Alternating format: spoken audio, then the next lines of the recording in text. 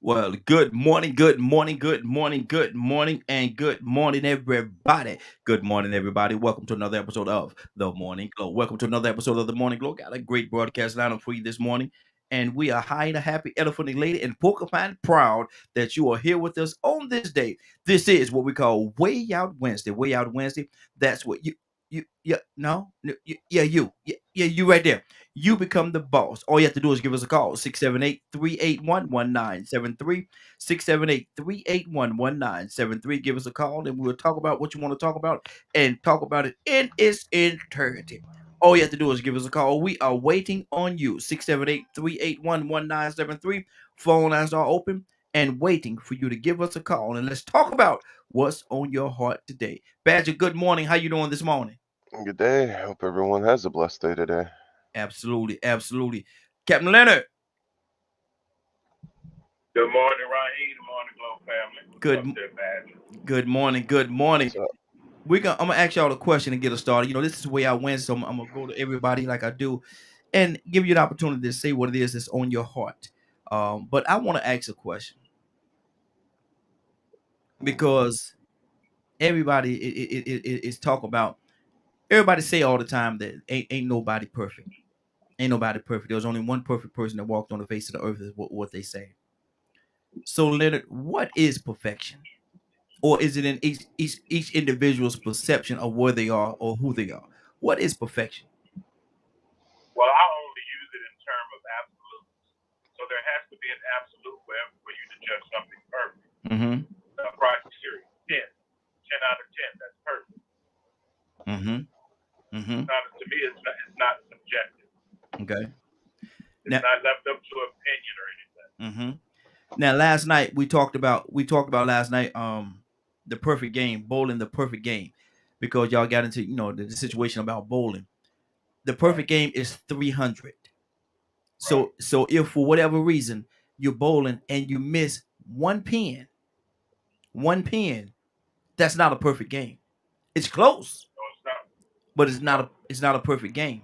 Now, Leonard, To get you a pin, to get you a pin. yeah, mm-hmm.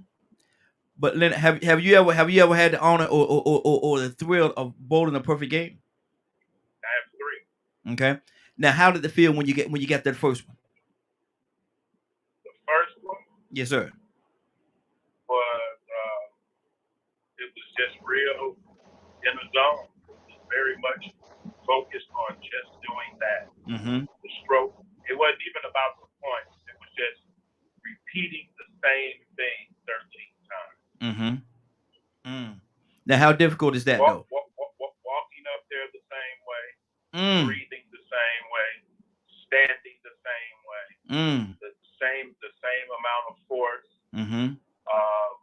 You have to pay attention to all of that, and then you have to adjust the little bit necessary because things in the environment change, like the oil may change Mm-hmm. and things like that on the leg, and how the ball reacts, and turning the ball a degree too far right or left Mm-hmm.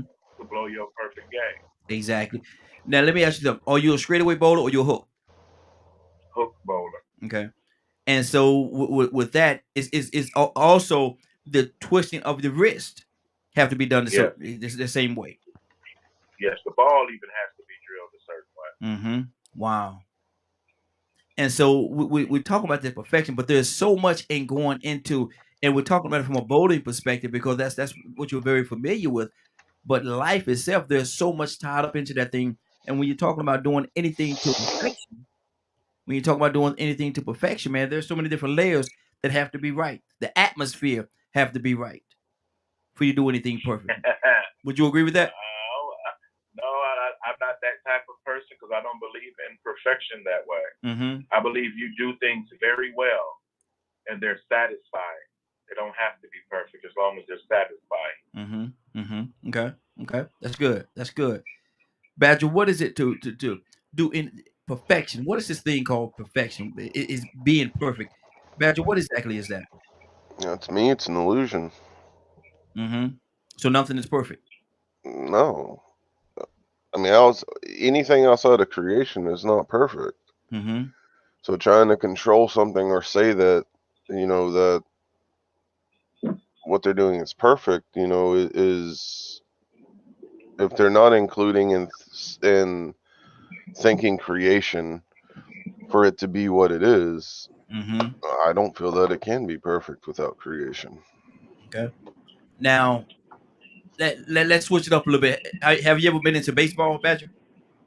Not And in a long time. mute your line for a minute. Okay.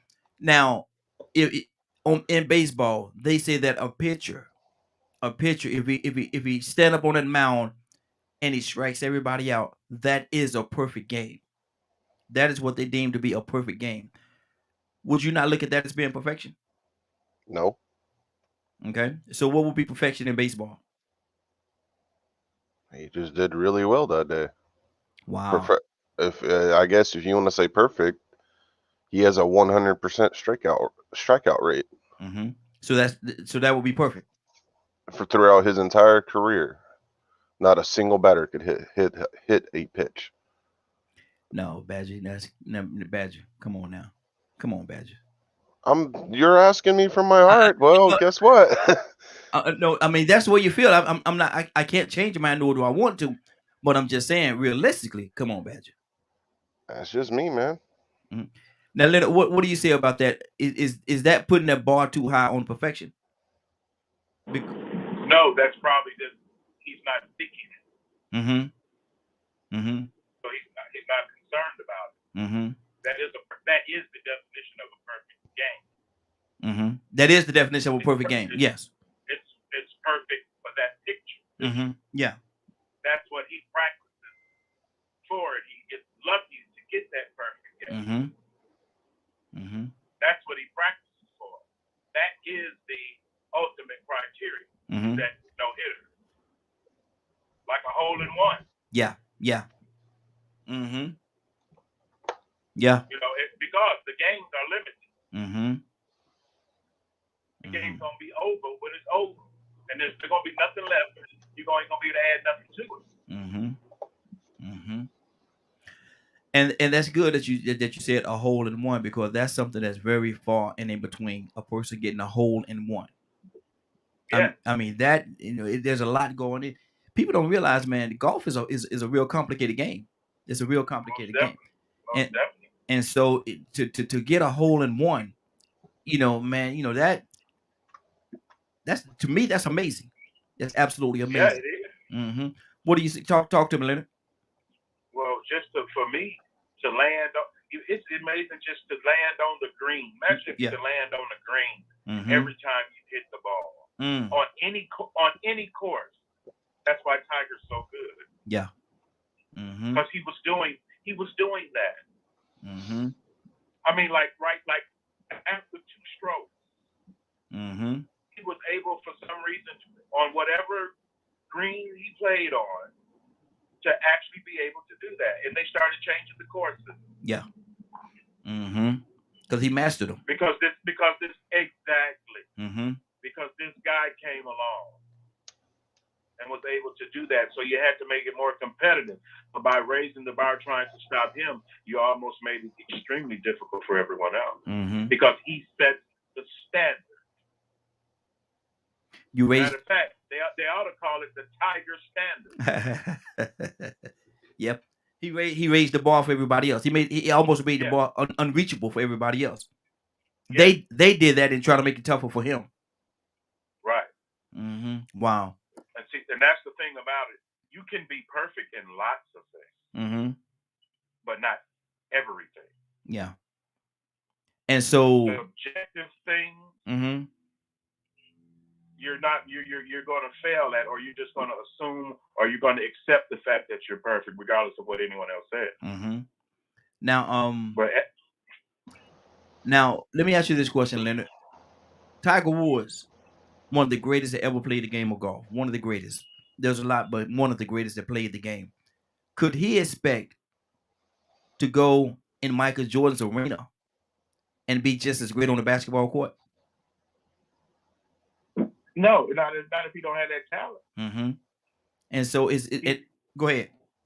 I mean, he's like I said, people argue about this, that, and the other. Like someone said, "Oh, she pretty." Guess what? Here come another pretty. Mm-hmm. She pretty now. Why? You take either one of them. Mm-hmm. Pretty is subjective. Yeah. Mm-hmm. That's good. You know, it's amazing that people sometimes limit themselves. You need to practice to be perfect. Mm-hmm. And if you never reach the goal, practice. Mm-hmm. And it's and truth of the matter, it's okay if you don't reach it, because it's okay.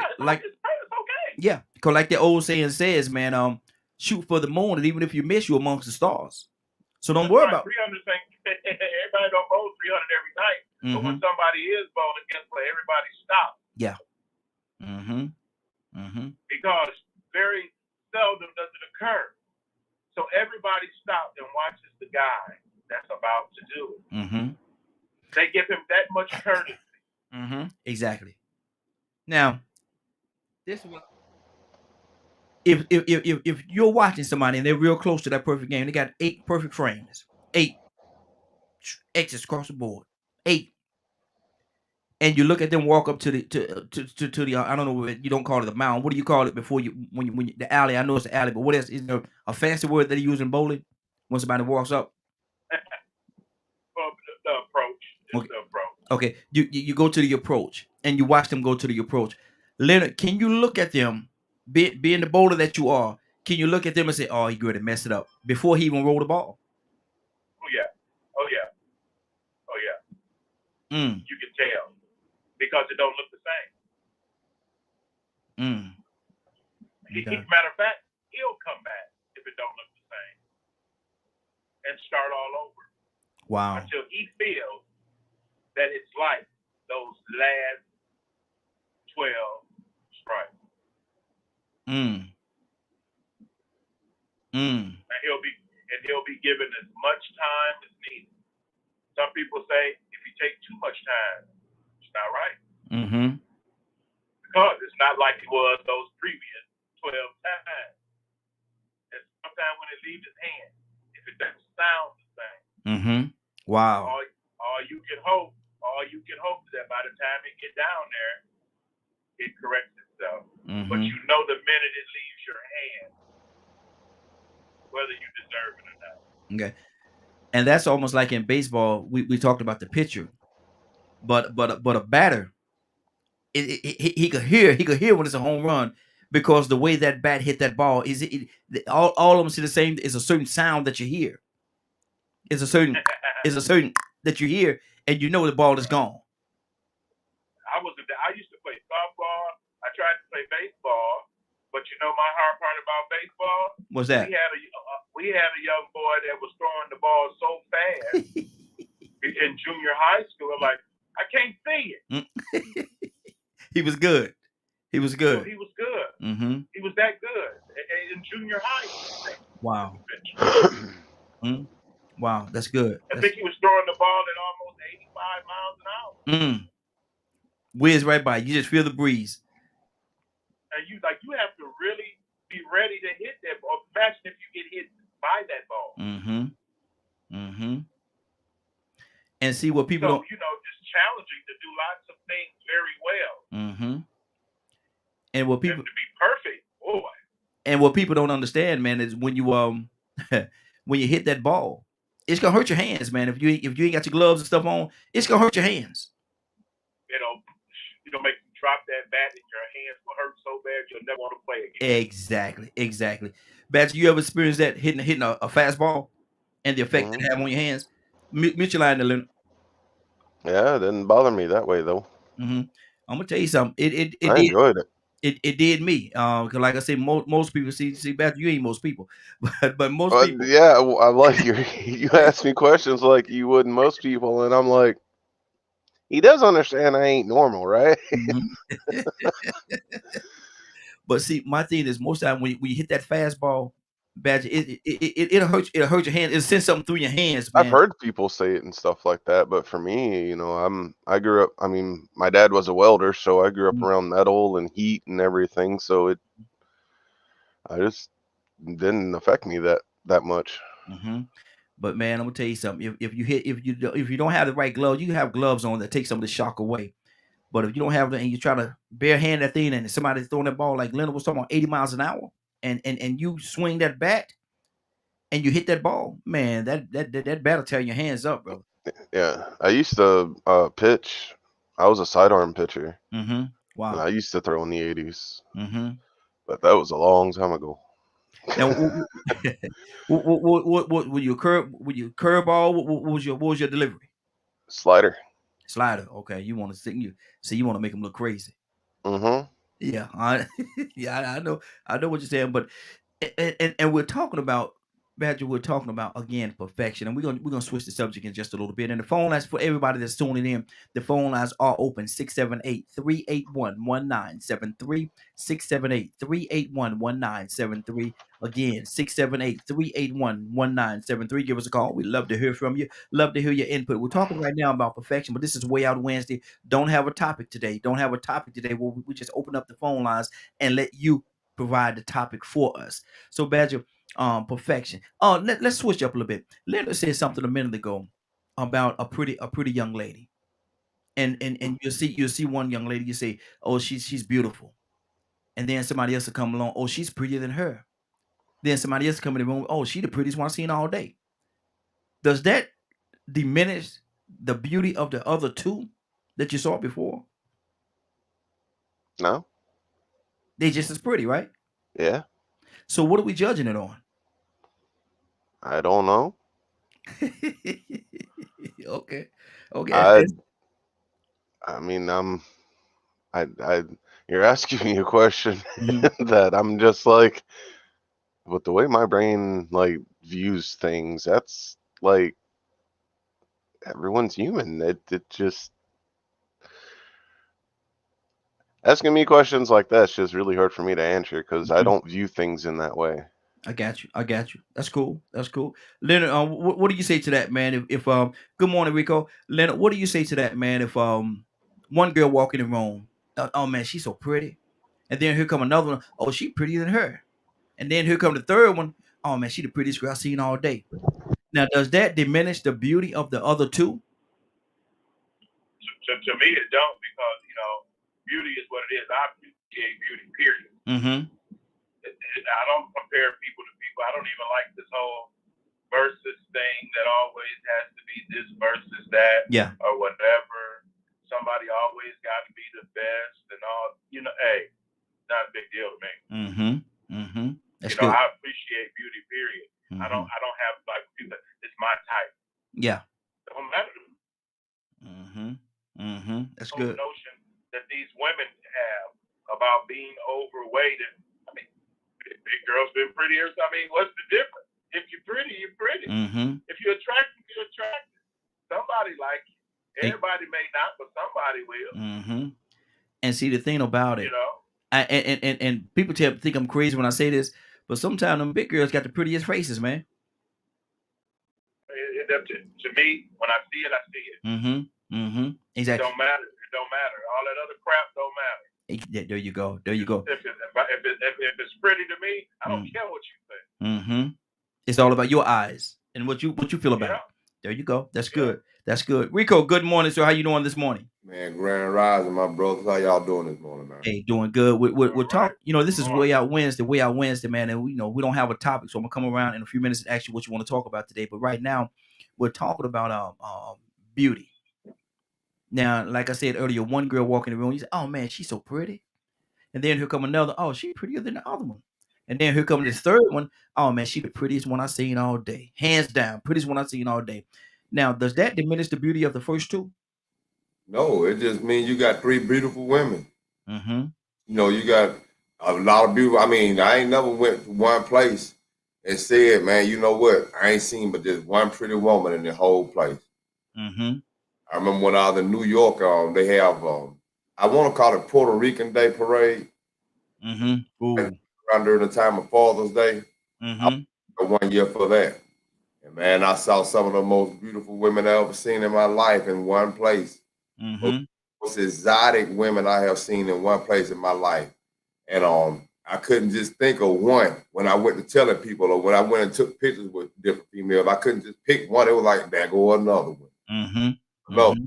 So, you know, but I really believe that sometimes some women do feel that kind of pressure when they know another woman is in the room that is just as pretty or just as beautiful. They feel that pressure that they need to be the top beat, you know what I'm saying?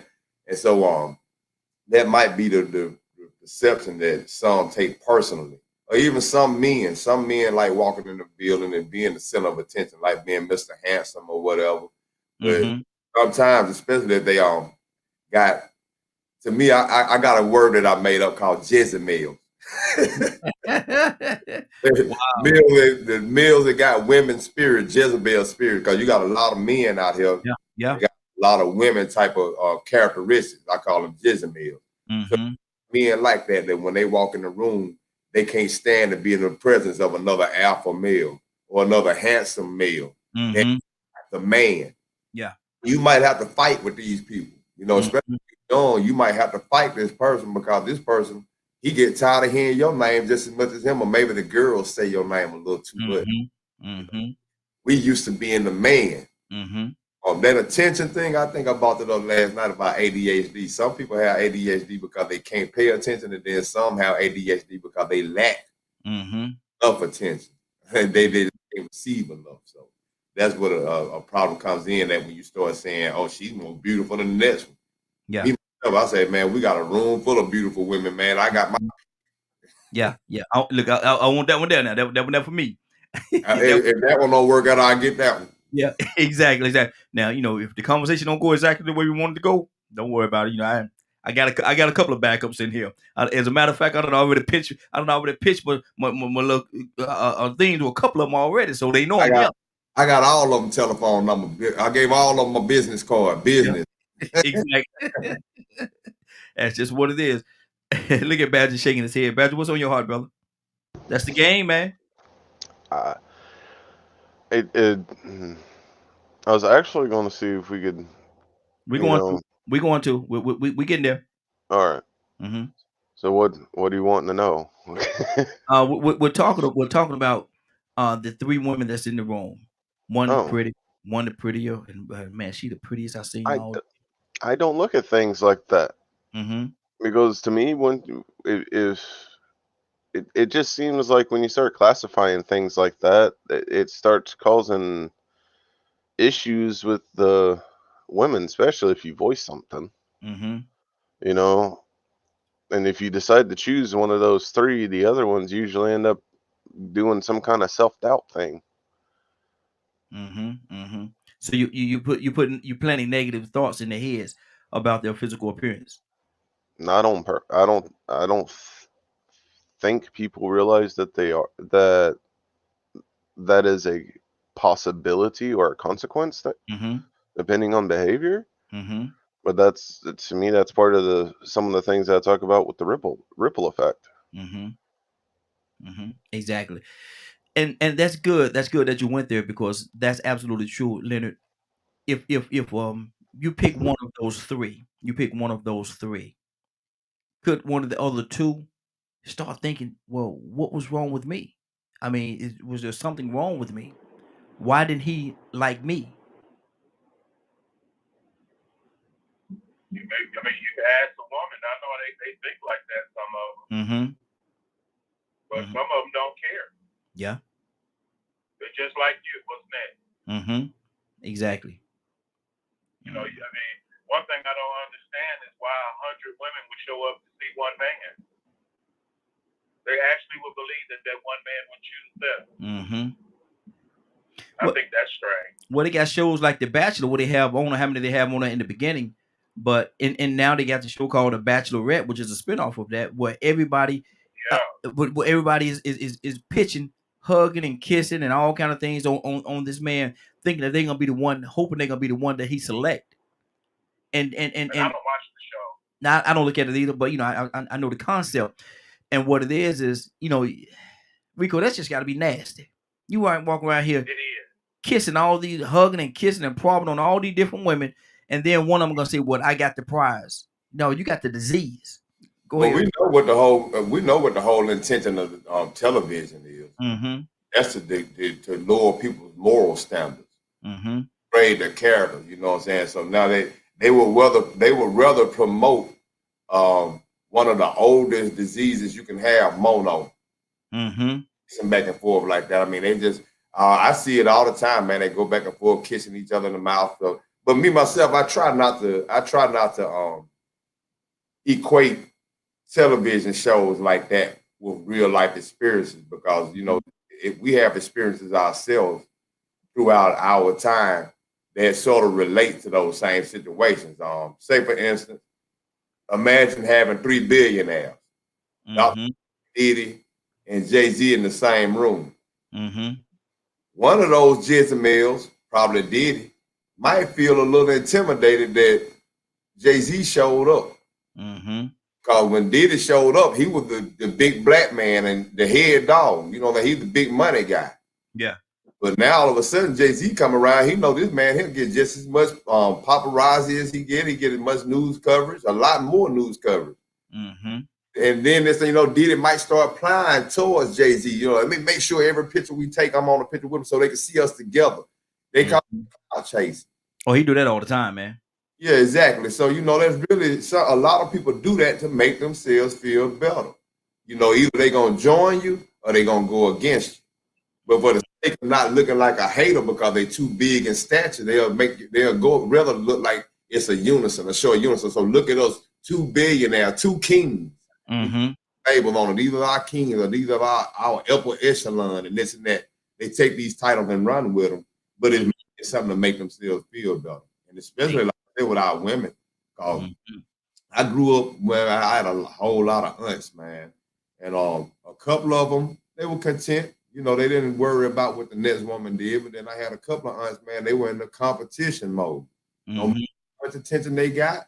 If another woman got that attention from the guys and their name was floating around, before you know it, it would turn into some kind of animosity or beef between my aunt and these other women. Mm-hmm. So that's that ADHD. Like I said, I think we ought to reclassify that. That definition of what ADHD means, because we really don't have anything to relate to people that need attention or that has a negative effect because they didn't receive the attention that they normally get or that the next person got. Mm-hmm. And let me ask you this question: Is it or a person that has to be the center of attention? And I love the way Rico put that thing, man, because with a P Diddy, when he's in the room with a Jay-Z or whoever else it is, LeBron or whoever else it is, millionaire, billionaire, he always feels as though he has to be the center. Is that a condition? Well, I'm not going to talk about them. I'm going to talk about a person I know. Mm-hmm. Because I don't know those people. I've never been around them people, really. Mm-hmm. Yeah. So I don't know them. Mm-hmm. But I know, say, one young lady, she had it very bad. And she every room she went in, she was going to make it a point. I'm the diva in this room. Mm-hmm. Whatever's being done, she's going to do it 10 times more. Mm-hmm. If even we were in the room with an entertainer who was performing, and he was one of the guys, singing to the ladies, and all the ladies was coming up to him. She said, "Watch this. Watch me get his attention." Because she had to take the show, steal the show. She had to. That's just what she does. Wow. And what she feeds off of that. And my question is, what happens if she's rejected? Well, she admits that she's, the other woman won. Okay. But to her, it's always a competition. If she want to play, oh my goodness, she gonna play. Wow. That's what queens do. That's what a lot of queens do. Mm-hmm. That's why they call it. That's why, like Rico was hitting on it, that whole queen mentality. Mm-hmm. There's a bunch of male queens out here. Mm-hmm. Because they even want the attention that women get. Wow. Wow. Mm. And there's a lot of underlining issues in that. There's a lot of and there's some conditions that need to be addressed when a man want to have the same all the same attentions or be like a woman. Rico, what do you say to Yeah, I that? mean, but and to me, hey, Mm-hmm. I'm not biased either way. I don't really care. I mean, that's your business on how you present yourself. But one, that's how I'm gonna treat you. Mm-hmm. Mm. Rico? You know, that goes back to what I was bringing up the other day. Remember, I said I saw the woman that said she had the 12 grandchildren, and the little boy was the baby boy, the only boy of the family. And I heard Mm-hmm. Yeah. his influences, everything that he was learning to um, cope, Mm-hmm. coping mechanisms, everything that he learned how to handle certain situations. It was coming from women, and Mm-hmm. came before him, cousins, sisters. All of those were people that were giving him examples of how to handle situations when he gets himself into them, how to Mm-hmm. run. And I saw the effect that could have because he may pick up some of the values that they have. He may become vain. Mm-hmm. He may worry about eyelashes and eyebrows because he hear them talking about eyelashes and eyebrows. So you know that influence that can have a huge impact, man. But I actually seen women like what Leonard was just talking about. Mainly my aunt. My aunt, she passed away, rest her soul, man. She was a firecracker, man. She was my favorite aunt, and Mm-hmm. but she got so used to getting attention, and along with the charisma that she had, that if she didn't get the attention that she was looking for, she was gonna cause some kind of scene in another kind of way. If it went from being the life of the party, it may have went to being the one that had to bring up a sad situation. Mm-hmm. I mean, they were gonna find some kind of way to flip it around to her so she could be the center of attention. Whether it be some turmoil and like I said, there's a couple of guys in my family like that too. A couple of my first husbands that I really had to cut myself away from. And I did find out with some people that suffer from that, they go through that because they didn't really accomplish a whole lot. Mm-hmm. And they didn't get attention. They didn't get awards, not even perfect attendance. You know, and people can't envy those that get school awards all the time. Mm-hmm. I ain't in the paper all the time. Yeah. You have peers that wish that they could do that. You know, and so that attention is it's envy.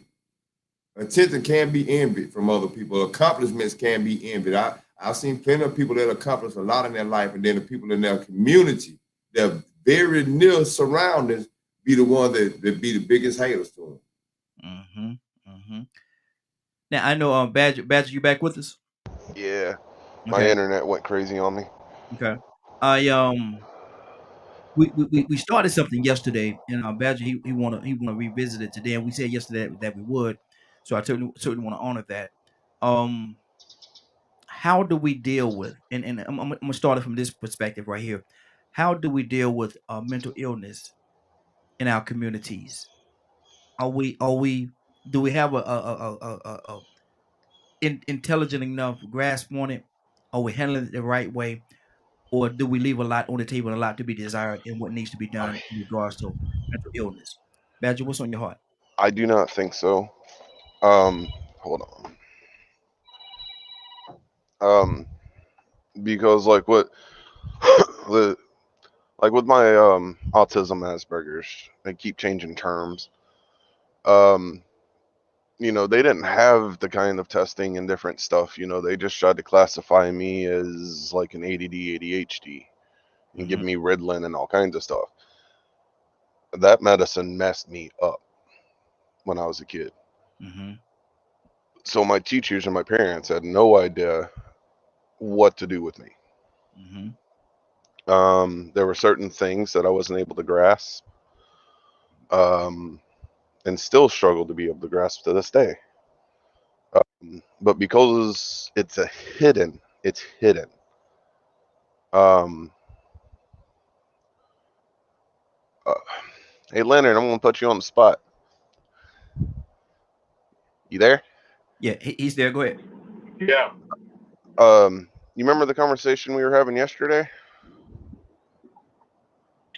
Not necessarily, but I'll catch on. Go ahead. Okay. And how you said that that little altercation that me and Raheen had, you could see kind of what I mean by what I deal with every day. Yeah. Okay. Now I know what you're talking about. Yes. Yeah. If you wouldn't mind describing that, because I'm having a hard time trying to find the words to describe something like that. Badger does not think as if he doesn't defend himself like a regular person in a conversation. Hey, Leonard, talk directly to your phone, brother. It's a little bit low. I want to make sure everybody can hear you. Yeah. Badger does not defend himself, but he always assumes that he's the one that has made the mistake. Mm-hmm. And I'm trying to get him to understand that it is necessary for him to be more assertive about things. Mm-hmm. Because if you show weakness, that's what someone is going to take advantage of. And you'll find yourself just sitting around saying nothing, going back into your little hole, because you really can't process what happened. Mm-hmm. He really can't process what happened the moment something becomes defensive. Mm-hmm. And he retreats. Okay. I know where that come from too. Where's that? He at a younger age, when he went through what he went through, the reason why I know this is because I went through the same thing. When he went through all of the bad things that he witnessed, he couldn't tell anybody. He couldn't say anything, not even at the point in time. When he said his mom was taking him and had him watch him do what she does, it wasn't nothing he could do about that. He had to sit there and take it. He had to watch and not say anything. And if he did say anything, it probably didn't matter. You get what I'm saying? So that in the back of a child's mind, it said, well, you know what? I might as well take this. What can I do about it? So he becomes sort of submissive. And to a point to where now as he gets older, that behavior became normal to him to say, well, you know what? I ain't going to say nothing. Even though I'm offended, even though I feel like I need to speak my piece, I ain't going to say nothing.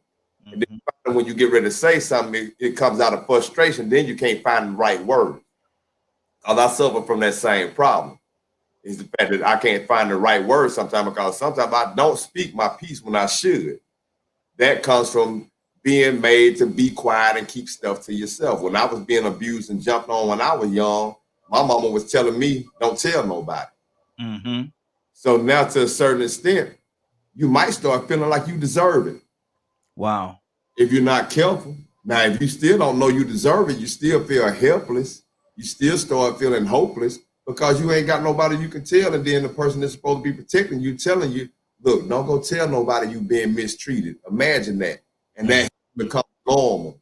That you go through all this dysfunction in your household, but when you got it into the world, you have to pretend that this dysfunction isn't part of your life.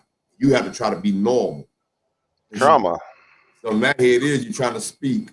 And when you speak, you're still going through the normal thing you went through when you were young, when you had to just bite your tongue when you was watching your mama do whatever. Mm-hmm. You know what I'm saying? Because I mean, it's at a young age to understand right from wrong. What it can be, if a person's not careful, they'll find themselves in a situation of being a continuous victim, if you will. You'll continue to be submissive. You'll have self-esteem. You'll be self-conscious about yourself.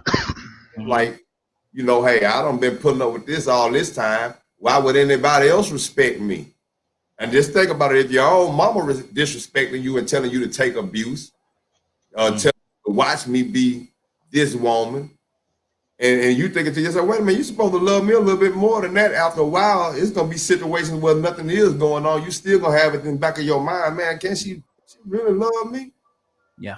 Am I different? Am I a terrible child? Because I don't think other people, parents are treating them like this.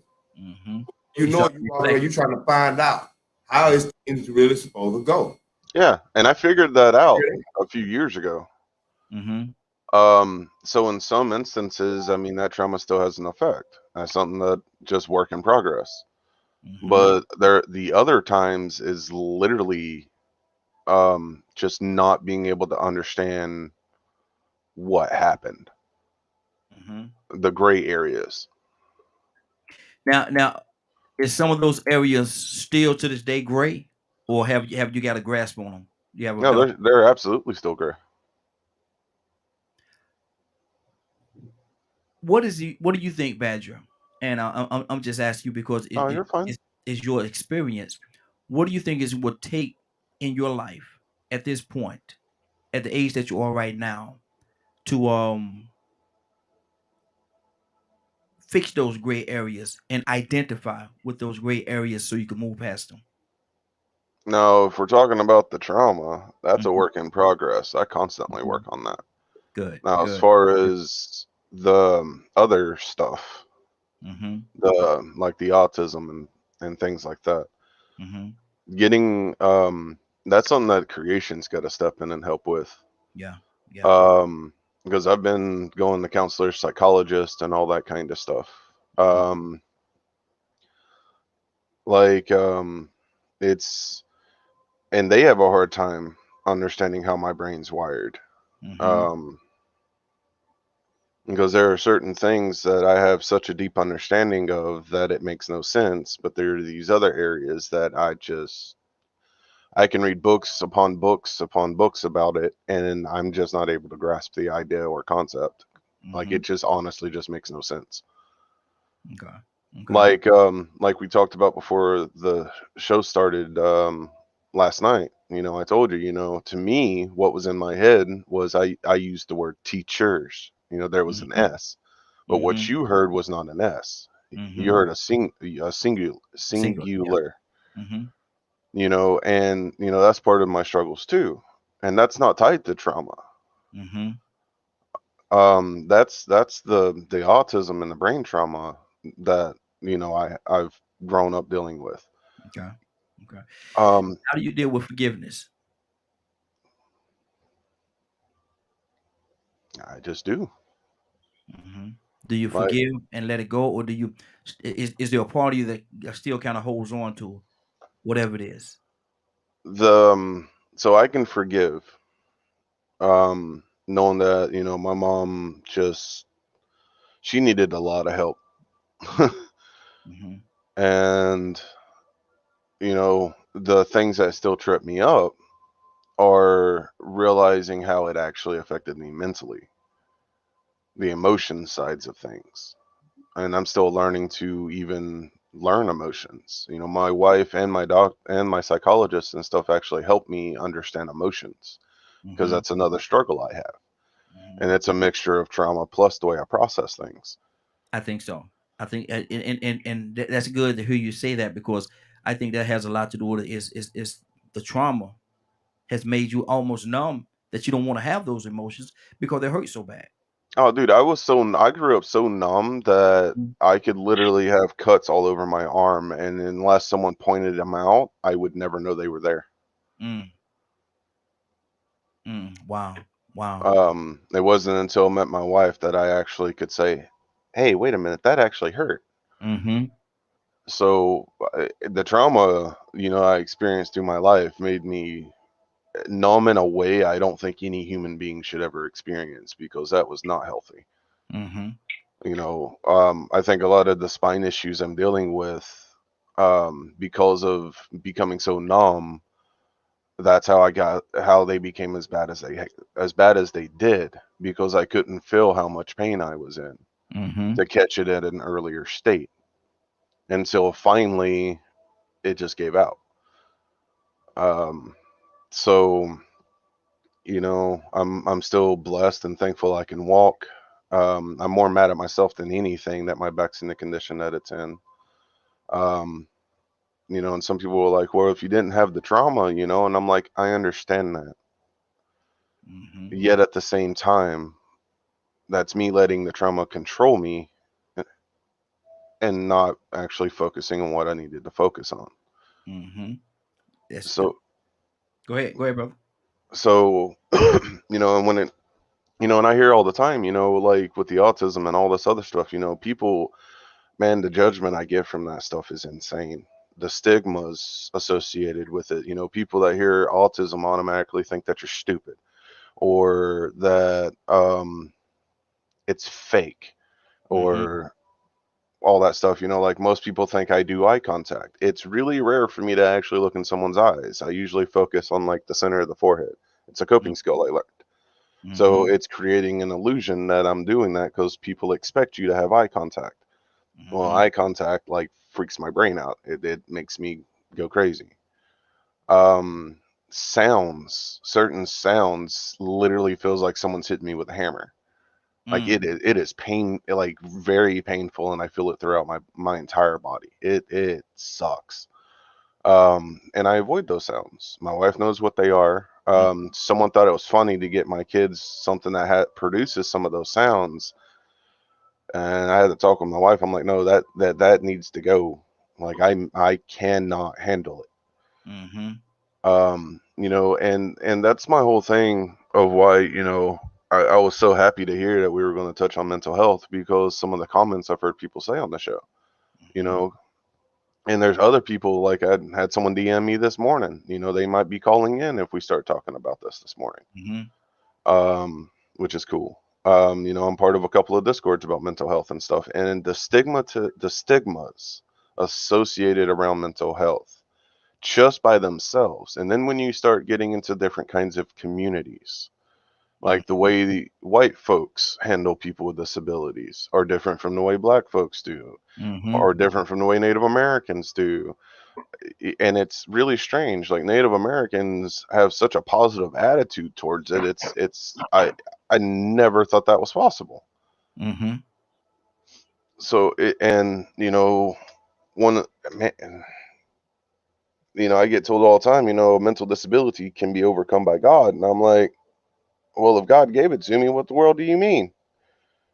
Like I was born with this. I didn't just make this up, Mm-hmm. you know.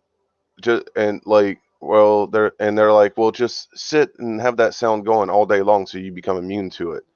So you want me to try to be normalized and become numb to a sound that causes me intense pain What do for you your satisfaction? what are you supposed to do with the pain during that time? Let me go to Tucson. Tucson, good morning, sir. How you doing this morning?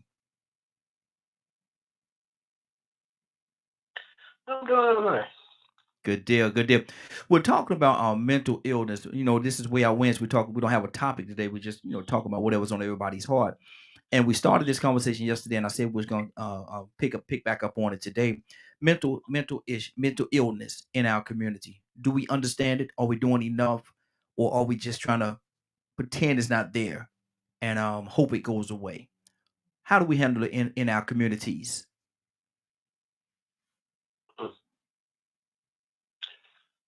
One at a time. Mm-hmm. Um, I listen. I'm listening.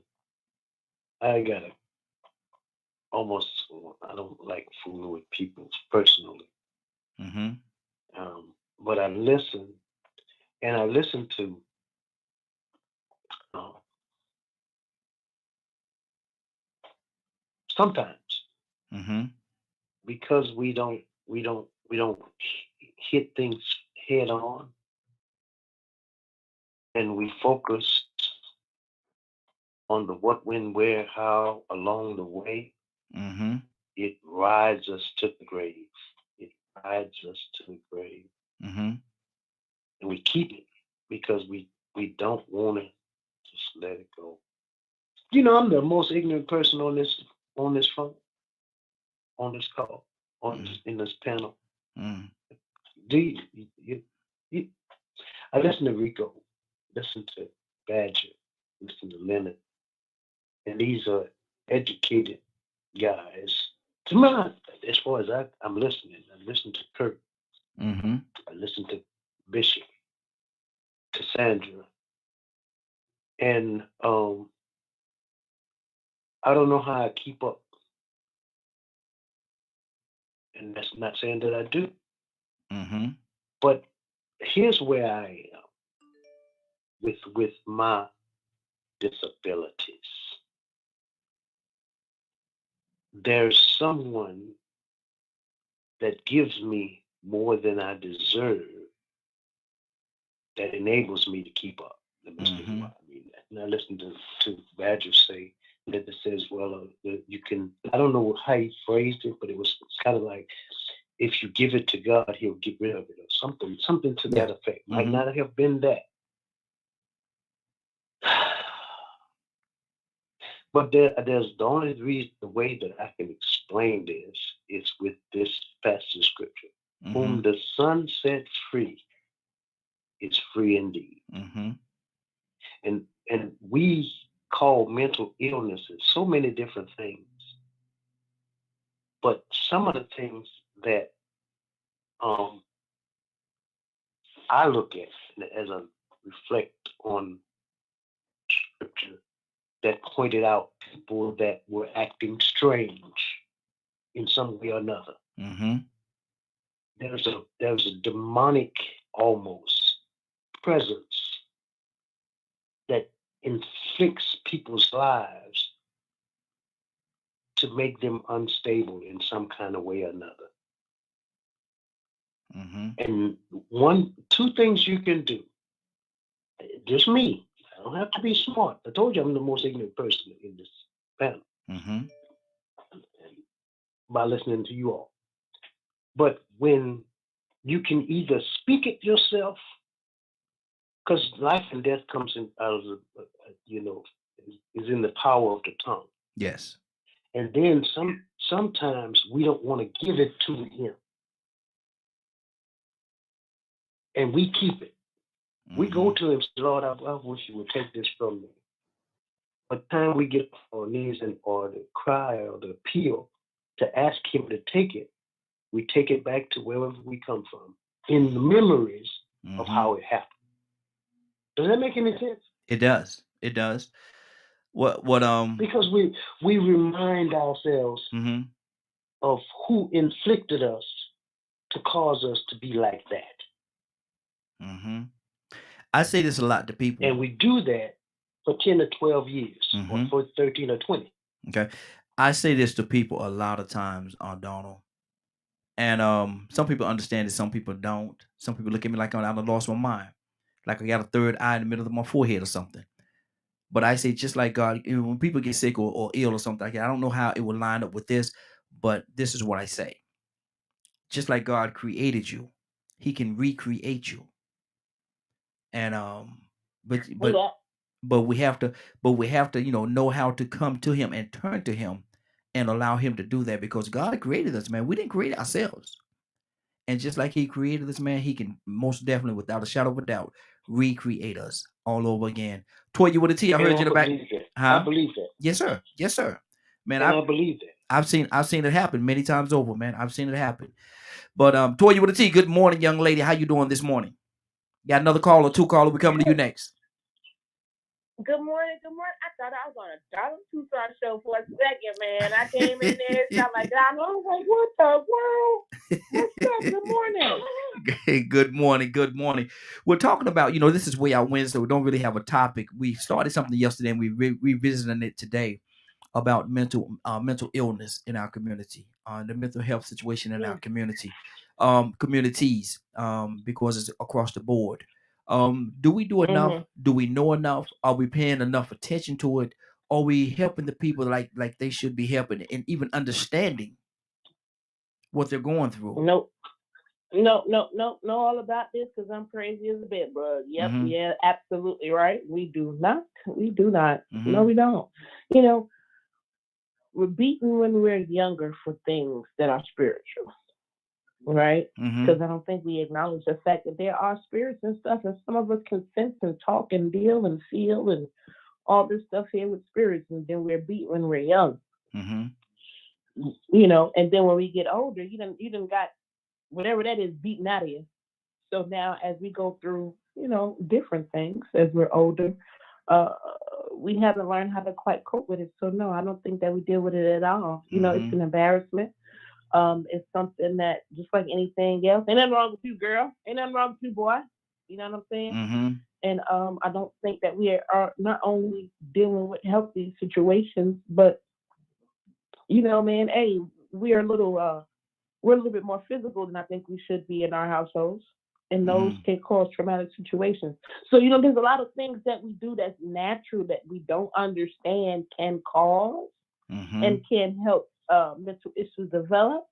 But no, we do not deal with it the way we should. We Mm-hmm. need to actually spend more time, you know, on the mental health of everyone because there's a lot of us crazy folks around here. Look at them. Look at them white supremacists. All them crazies all outdoors. It's a You took a heap turn. of them. You just took a turn. Heap of them. You look. You just took a turn. You just took a turn. But I I don't like to I don't like to talk about this part right here. But I had a friend of mine, a person I called a friend at that time.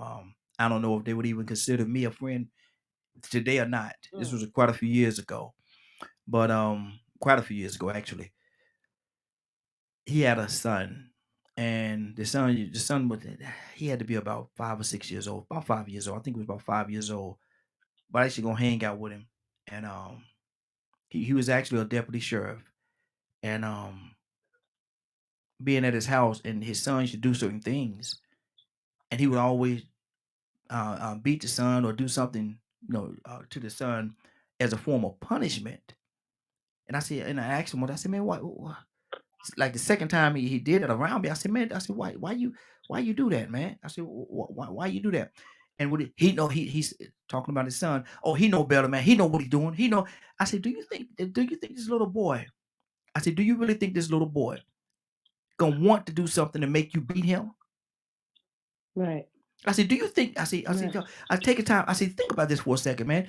Do you really think that this little boy, 5 years old, gonna intentionally do something in front of you, Right. knowing you're going to beat Right. him? Right. I said, come on, man. I said, there's something else going on, man. I said, there's something that's going on. And he thought, he took it the way he took it. He said, no, man, you ain't gonna tell me how to raise my son. It's my son. I said, I'm not trying to tell you how to raise your son. I'm just telling you, you might need to look into it. There may be something that's going on. There may be something that's going on because I can't see anybody just wanting to be beat, and they're gonna do something right in front of you, Right. knowing that that you're gonna beat them and abuse them. I said, man, something is going on, Right. man. I said, it's something else. I said, it's something else, man. And I pray that he looked into it, because we didn't. Truth of the matter, we didn't hang out too much more after that. And one of the reasons why I'm not gonna sit here and watch you abuse this little boy. I'm not. Right. I'm not gonna do that. And so if that means we can't hang out, then you do it over there. But if I see you do it again, I'm gonna call somebody on you now. I know you the deputy sheriff, but I'm gonna call somebody on the deputy sheriff, because you're not gonna do that in front to this child in front of me. We got another caller. Caller, what's your name? Where you calling from? I think that's K with an E. You know that's K Chasing, with the E. Good chasing. morning, y'all. Look, she's chasing that mute button. Chasing that The mute button. land of the Chiefs. Oh Y'all Lord. watch us win that Super Bowl come Sunday. I hope you do. I really do. I hope you do, because Oh, it's not a hope. It's not. It's never a hope. Just a prayer, and we know we got this. now look at win, lose, or draw. You call in Monday. Now I'm gonna either congratulate you or I'm gonna laugh at you. But we're gonna do something Monday. I'm gonna call in Monday, and you know what? Even if they don't win, we still a winner. I Okay. live a winner. I was born a winner, so I ain't worried about that. Okay. Now, what do you say about this conversation? We started it yesterday. Mental illness in our communities. Are we doing enough? Some are. It's an individual thing. Everybody can't deal with the mentally ill. But you know what? I see the biggest problem with the mentally ill is I don't never have a problem dealing with those that's been diagnosed with mentally illness. We had one in our family. So I've never had a problem with that. We had more than one, actually. I have two. But I have a problem dealing with the ones that haven't been diagnosed, because they don't even know they got a problem. And it's hard to deal with a person that don't know they got a problem. Wow. But it's a lot of them out there that don't even know they got a problem, but they got them. And mentally illness affects in many ways. Yes, it does. Yes, it does. Rico, I see you shaking your head, brother. What's on your heart? I knew somebody was gonna come in and get it before I had a chance to say it, man.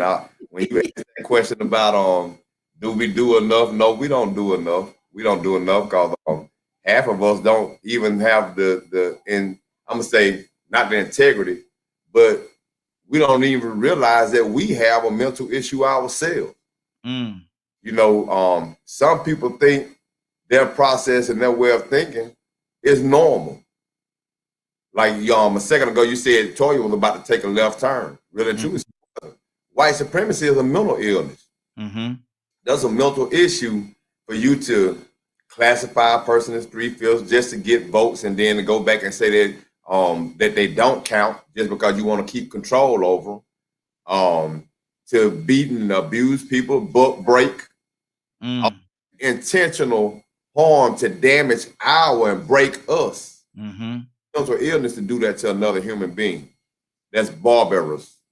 That's inhumane. You got to be sort of mentally challenged. I ain't gonna say sort of. You got to be very mentally challenged to get a kick and feel justified in just abusing another human being because. Mm-hmm. If you're a better. But do they realize that privilege or that white supremacy or just the thought that sheriff had, that chief had, that we fed them and clothed them, we gave them a place to stay? I think we did them a favor. Mm-hmm. So illness. You know, if you don't realize you're suffering from a mental illness and you think it's normal, just think about how much else is going to be dysfunctional if you don't get that corrected. Mm-hmm. Look at our country. The whole entire United States is mentally ill. Mm-hmm. Grew up under a system of white supremacy. It started out under that system of bias.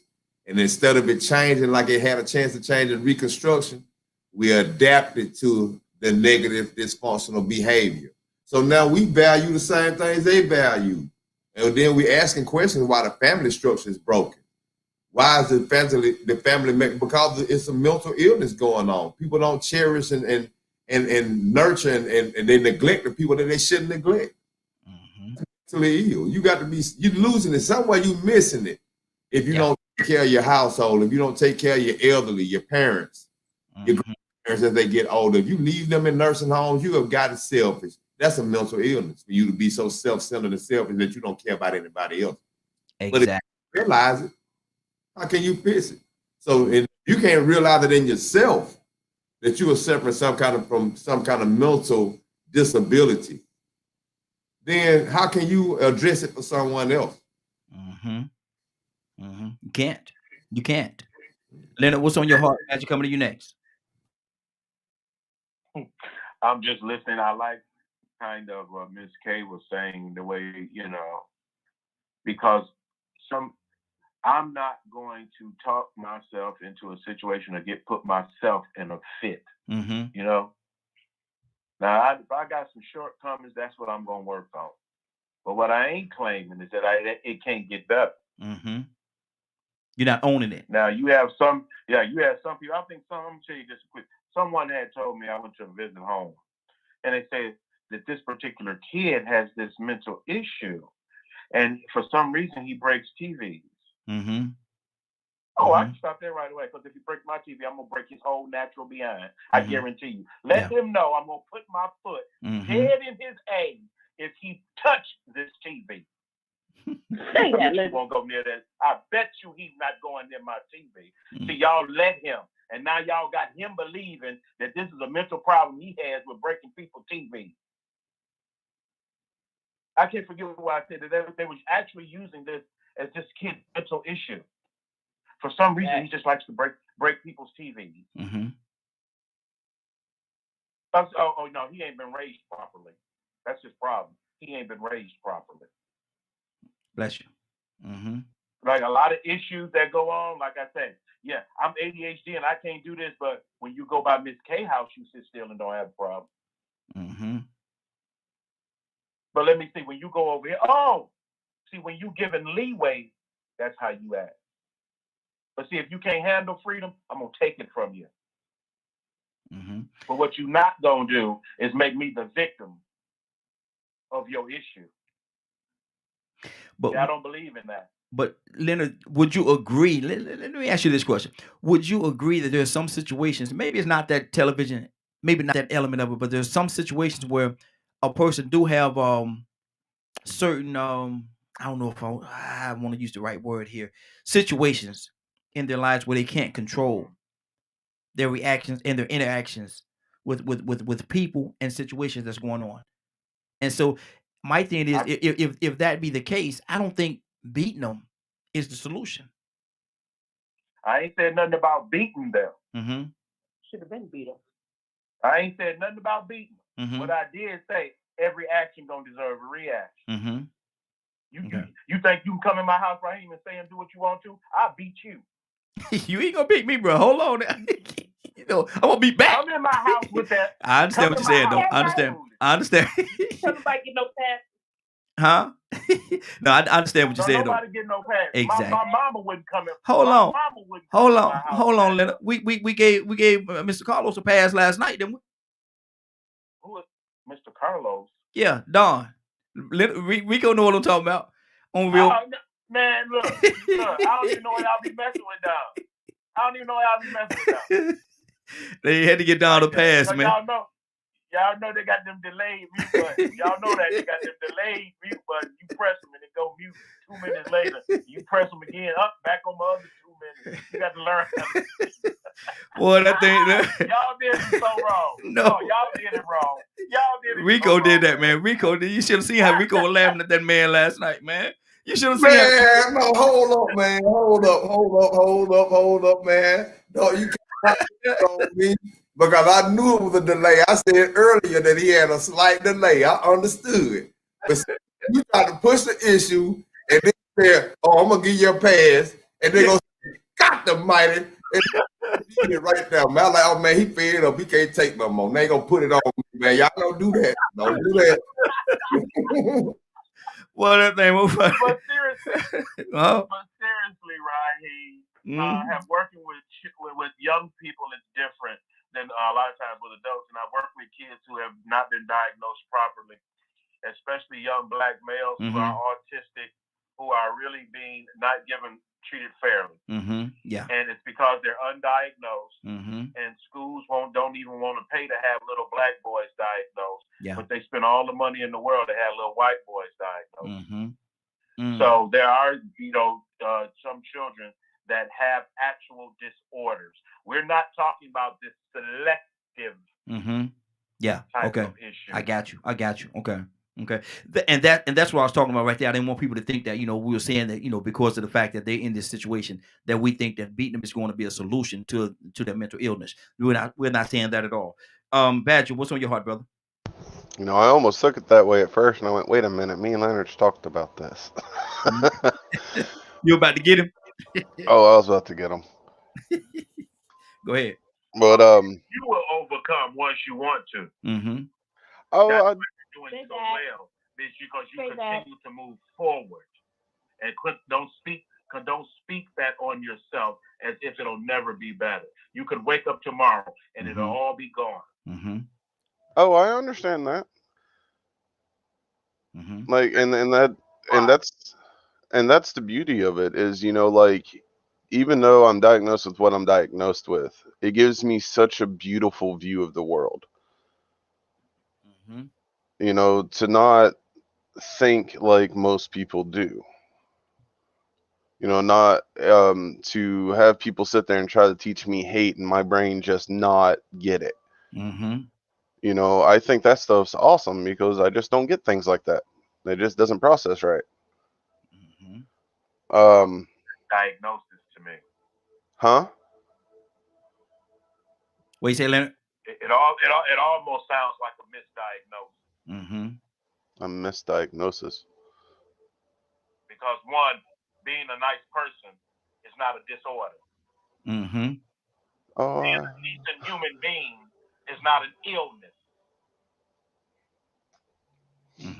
Let him never finish. Came on this show. You've never come on this show and been anything but a decent, well-respectful human being. Speak into that phone, brother, so we can hear you. It's a little bit low. Oh, you've never come on this show representing anything else but being a decent, respectful human being. That's the good thing. Okay. Badger, finish your thought, brother. you got me all thrown off now. Mm-hmm.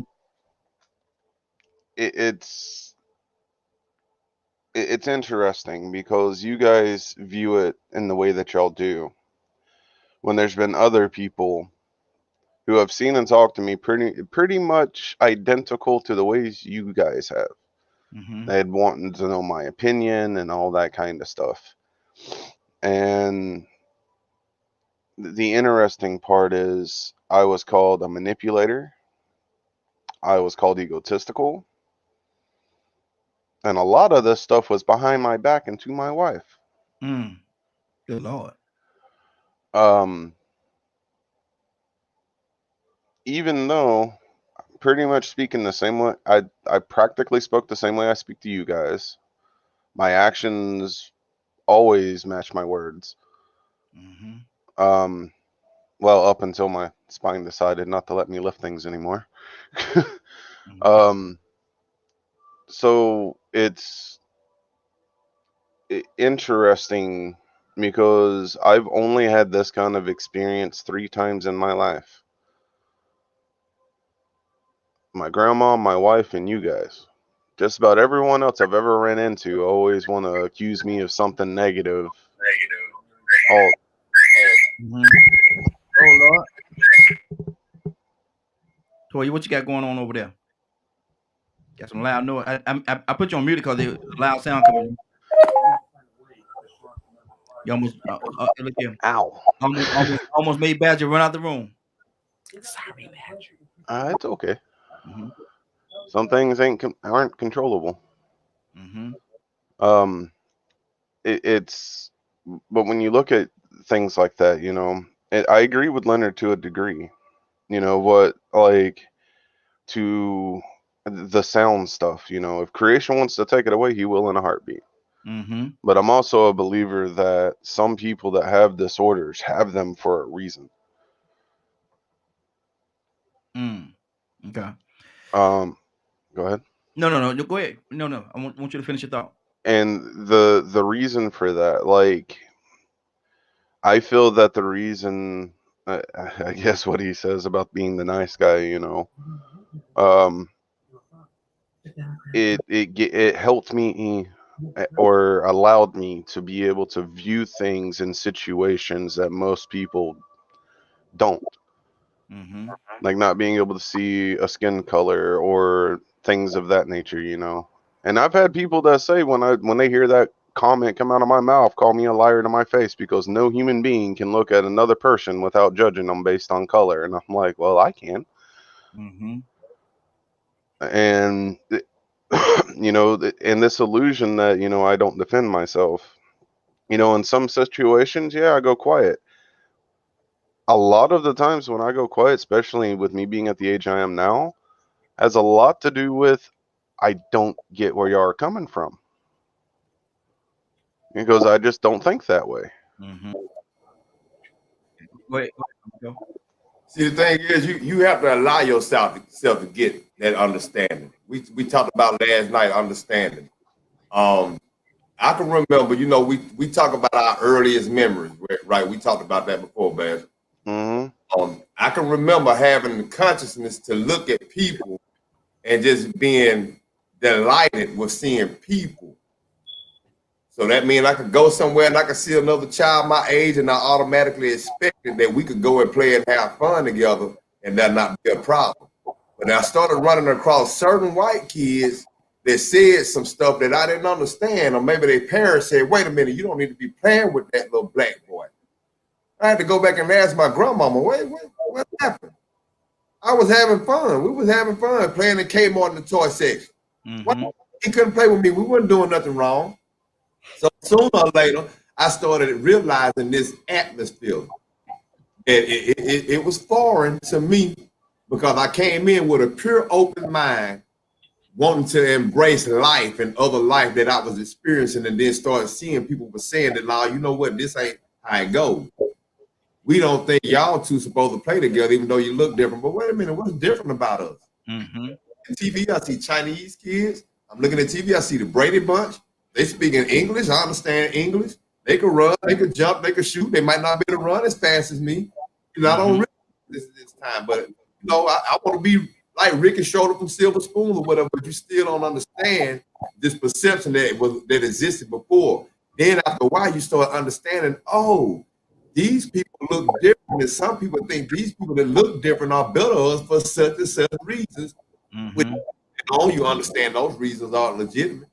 But that is an atmosphere that was put out there. It was strange. You had to make yourself understand how this functions. How does this system work? Because I don't understand how it can even come about. So then you start asking questions. Research. How did it come about? Why did it come about? Logic. Sometimes you can just think. You don't have to do a lot of research. You can just put yourself in them shoes and think, what can make them think like that? And I'm going to use this for an example. When my stepdaddy was jumping on me the way that he was, I hated him, but at the same time, we had a love-hate relationship because he still taught me some of the valuable tools I needed to be a man. You know, it was like, man, it was crazy chaotic to get all the positive influence you need to have to be a man, to be assertive, to not be docile, to be aggressive and protect yourself, you know, but at the same time, not knowing how to draw that line. I was like, well, why is it so odd and crazy that one minute he could be cool and the next minute he's drunk and he want to jump on me and do this and he don't want me to be around? And then little by little, I started understanding his childhood upbringing. Abuse he was inflicting upon me, he thought was normal. He really thought it was normal to be that overbearing, to go overboard with the belt upside my head. Why? Because his mama went upside his head. And so, you know, what I want to say about this is that sometimes you have to sit back and look at other people's problems sometimes. That's good. I'm gonna say not sometimes, more time. Don't get me wrong. You have to be concerned and occupied with yourself. Yeah. It gets to a point where you start feeling like, man, what's wrong with me? What's wrong with me? What's wrong with me? Look at other people, understand that they are the problem. It ain't you all the time. Them. And then and being able to recognize that they have the issue sometimes helps you resolve some of your things. Or you realize, okay, you know what? I am normal. Not that I'm special, because I don't feel like I'm special or worse than anybody else. But sometimes I felt like I wasn't normal because other people were doing other dysfunctional things that they claimed was normal. Yeah, and I've gotten to that point in a lot of ways, like topics of racism and church and all this other stuff. You know, my viewpoints are because I researched it, because it didn't make no sense with the way people use things and label things and misuse things. I'm just like, you people are crazy. Well, human nature demands and warrants people to act a certain way. And if you have the proper nurturing, the proper guidance, then there's all kind of dysfunctional and chaotic behaviors you may participate in, that you may be exposed to, and you will consider it normal. If somebody raised you in the backyard with dogs, then when you turn 9 or 10 years old, if there's nobody intervene, you probably gonna be running around on all fours, barking like a dog. Exactly. Well, see, and that's something I brought up to my psychologist. And hold on. I gotta pull some more people. You know, let me pull some more people into the conversation. Toy, you with a T. Talk to me. What's on your heart? Well, no, I'm with Rico. It's about, you know, environment. I mean, you are what you are. You know, everybody has their own understanding, but definitely when you start leading in eras of, you know, dysfunction and negative actions and things of that nature, I think we can clearly charge most of that. Just like if you're too overly positive, they want to charge it to a type of a mental disorder. You understand what I'm saying? But most importantly, this is what I have to say, because this is how God did me. You know, what did he ask him in the garden? Who told you something was wrong with you? Who told you something was wrong with you? What are these classifications that humans are talking about, right? See, we get draped off into what humans say we are and what they got us as. Listen, the story with me, born cocaine withdrawals, wasn't gonna make it, had asthma, probably would have challenges. That's what the clinical label said and man said. And keep in mind, we're talking about a group of men that savagely beat my people. So I can't listen to their professional titles on what they say that's wrong with me, because see, I'm coming with all of that. And that's really what's wrong with me, because you can't do nothing with me. That's really what's all of me. What's wrong with me. You feel me? So we can't get into the labels of what another class of human beings that we're looking at know that are wicked demons telling us who we are. We have to remember and understand when God created us. Listen, a passion fruit might not look all that attractive, right?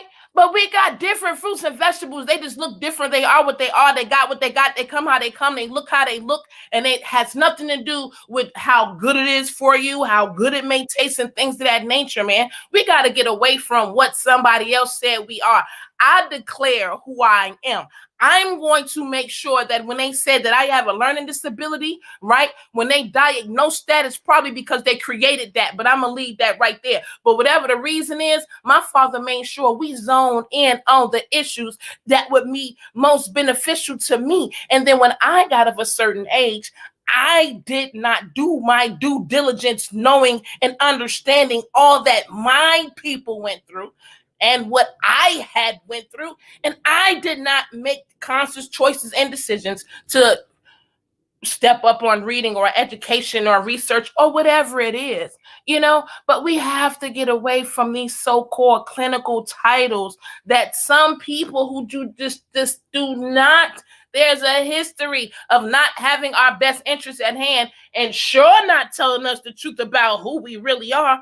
To keep listening to that, we have to find out who we are through our Most High, no matter what your Most High is, period, point blank. It sound like you're speaking directly to responsibility. It sounds as though you're speaking directly to responsibility. And go ahead, sister. I'm ready to go. And Kay with the E coming to you next. Be on standby. Get your hand ready with that mute button. We're ready to come to you, Kay. Go ahead. I guess you're right. I absolutely must tell you that it's my responsibility when I got my awakening, right? When I found out the truth about my Most High and he told me who I was, it's absolutely my responsibility to make that choice to fight to be that person or die instead versus being somebody's puppet on what some I don't want to say puppet, but somebody's what they call a sheeple, right? Be somebody else sheeple to be led by something that is really of no true value and no high value to me. I'm a queen and I have to choose to remember that right where I am. Exactly. Somebody said, and I don't know, it's not coming to me right now exactly who said this, and y'all might throw rocks at me when I say it because I don't know who the person was, but somebody said, I'd rather live on my feet than die on my knees. Y'all might know who it was. It's not coming to me right now exactly who said that, but there was a saying what it said, I'd rather live on my feet than to die on my knees.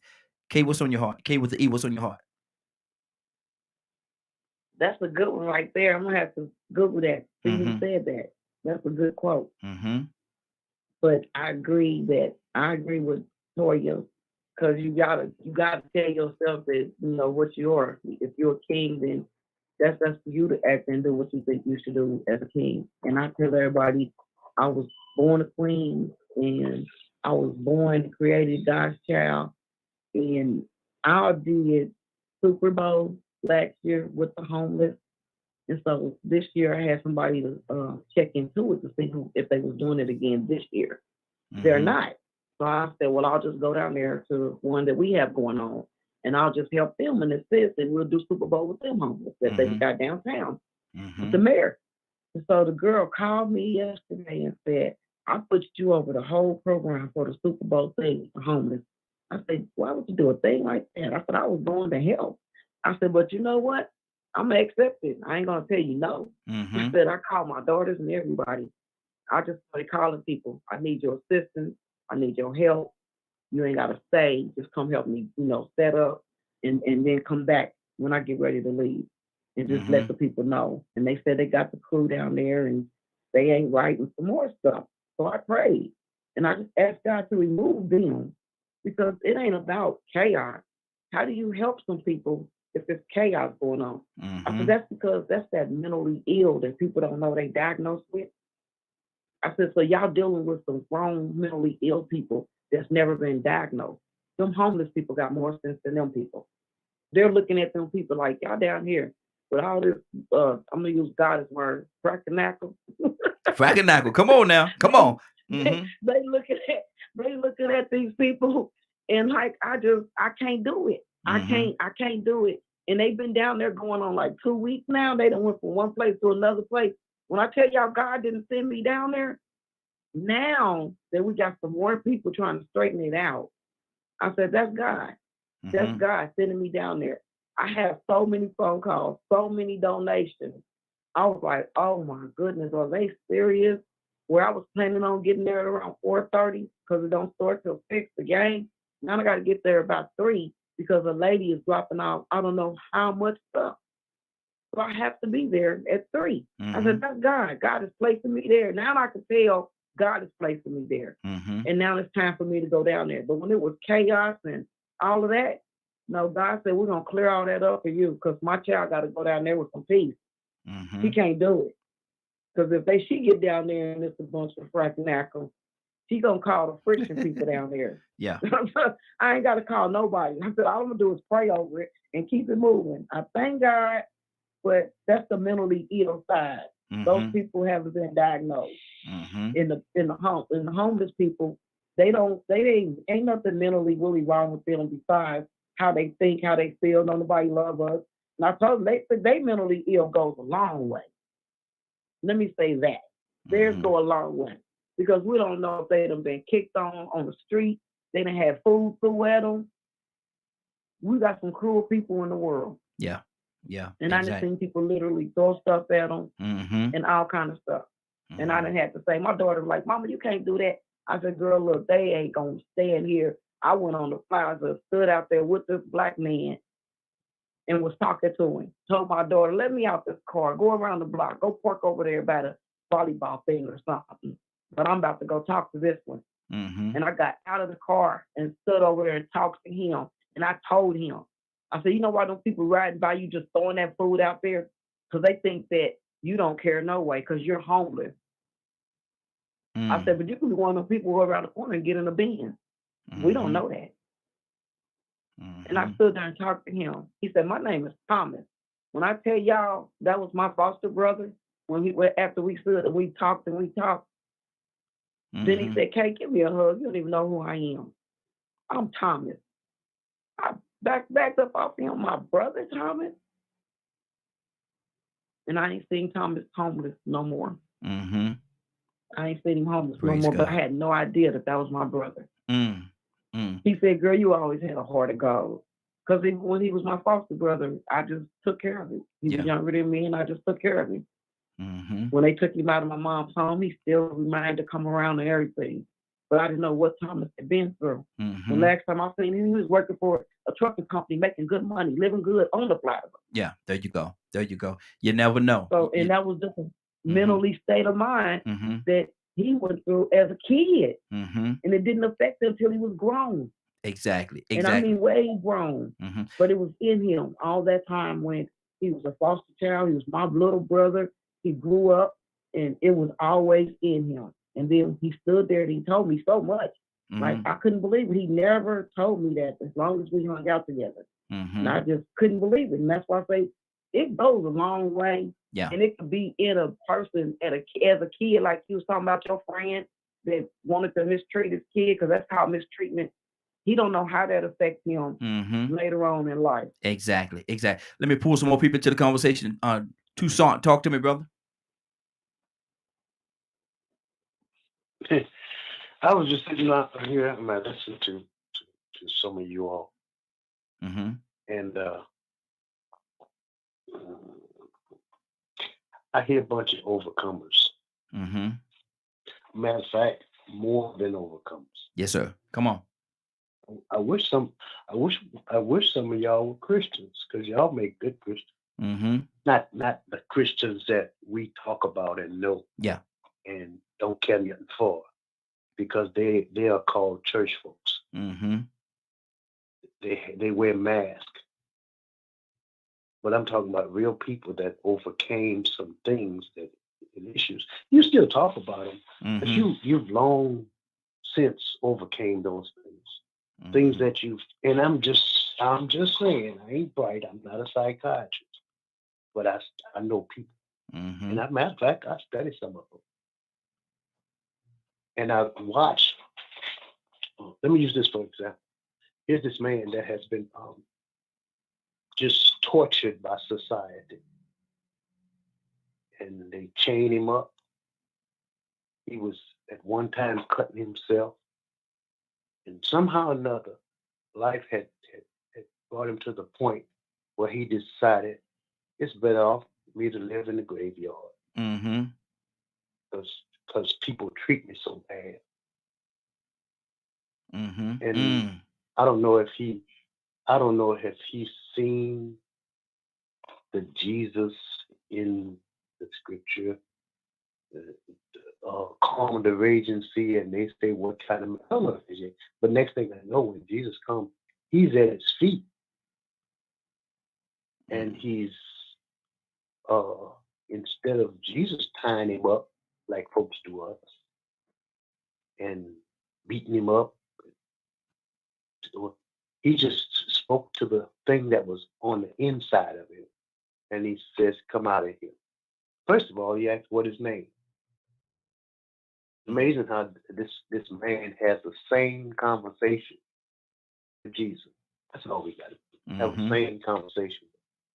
I mean, whoever you want to have that same conversation with. Probably it'll be better to have the same conversation with yourself. Mm-hmm. Mm-hmm. Because if you are to overcome some things, you got to speak it to yourself. When you speak it to yourself, let me use this for example. And Toya, this is not the Don Toussaint show, but I just talking this morning because I'm listening too. But you got a point. Listen, suppose I was an alcoholic, or a drug addicted, had a drug addiction, and I went to rehab or AA. But until I got it in my head, neither one of those things would do me any good. Mm-hmm. That's good. That's good. Let me Does go. that make any sense? It does, but look here. Hold on for a minute. Let me keep this thing rolling. I want to go to Leonard and yeah. Badger say he had a question. I'm gonna come to Badger with this question. But Leonard, what's on your heart, brother? I was listening to what Donald was talking about and how we handle things a little bit differently because of cultural differences and things of that nature. And one, there's nothing to gain by constantly, say for instance, you'll work on everything else outside, but what about inside? Come on. You have to do that personal work. Mm-hmm. If you can't do it yourself, you have to get someone to help you. Mm-hmm. But it all can be overcome because the fact that you're here means you have. Mm-hmm. It's like some people plan to cry on a certain day every year. Why? You plan a day. You set a day aside to be miserable every year because something bad happened on that day. You have to stop doing that type of thing. You know, you see some people, it's going to be a rough day tomorrow. It's going to be a horrible day tomorrow. Oh, I'm not looking forward to next week. Okay. So what else are you going to do then if you're not going to be positive? It was the 3rd of September. Yeah, I'm just saying, what you going to do? You know, I'm not coming around you if I know you're going to be in a bad mood and you just miss pity party every day. And there's always something wrong. That helps. That's why you having social issues. Because you ain't no fun person to be around. Mm-hmm. No one wants to be around somebody like that every day. And see, if you hang around people that's constantly telling you a problem and this, that, and the other, you're doing yourself a disservice. Mm-hmm. You should say at some point, I want help. Mm-hmm. Remember, I always tell you, like Jesus said, do you want to be here? Exactly. Good deal. Badger, you had a question? Yeah. It's a curiosity question. Mm-hmm. You know, listening to a lot of what people are saying, especially about mental illness. You know, and something that I've asked off and on to certain people, you know, when I was one-on-one with them and they couldn't give an answer. Why is it when it comes to things like ADD, ADHD, autism, certain mental disorders, they get told that, it's something that they can overcome. It's something that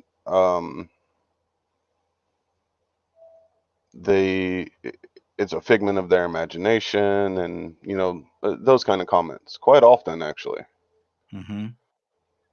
But the moment someone says, why do you call yourself black, or why do you call this other person white, and use those kinds of labels, call yourself the N-word or anything of that nature, that's acceptable. What labeling yourself with a label of a different way of thinking or disorder is viewed so different. I think What's that causing the issue is, Raheem, what is causing the problem? mm-hmm. If it ain't a problem, it's not a problem. But if you want to make it one, it can be one. Okay. There's a lot of layers on that, Badger. There's a lot of layers on that, and we talked about understanding last night. We talked about understanding, and I think a lot of it is a lack of understanding. Um, it's easy for a person to throw something out there and say something, not looking at all the layers and everything that's involved, and try to get to the underlining. What is the underlining reason? What is the reason behind it all? We don't want to. We a lot of times people don't want to understand. What do you say to that, Rico?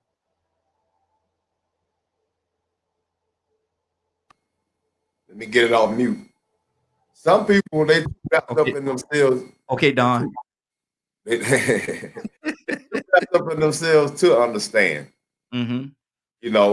But if you actually, like, I like what Leonard said too, sometimes you got to look within, you got to want to repair yourself, examine yourself and see if you are moving logically, Mm-hmm. functioning properly. I say about 8 years ago, I saw on PBS, it was a series where grown adults were just not being diagnosed with ADHD. One of them was Howie Mandel. Mm-hmm. I already know his phobias. He wears gloves. He has a hygiene phobia with people. But he found out he was ADHD, and it found a lot more other people, black and white celebrities. You know what I'm saying? People that pretty much have a platform that you would not realize they were ADHD. But now with Howie Mandel, you can tell because he's always been hyper. If you ever watch his comedy, Yeah. when he was young, you could tell he was all over the place. He was hyper. His hands was always moving. And I think that's what it is with a lot of comedians. A lot of comedians are hyper like that. But they use it to their advantage. Some people take their deficiencies and their dysfunctions and they become successful out of it. That is their therapy. They didn't have to go get a therapist. They didn't have to go take pills. But, like Richard Pryor's therapy was comedy. But then know that those demons are still what killed him. I ain't gonna say what killed him because multiple sclerosis killed him, but he liked to kill himself built based around the demons that he had.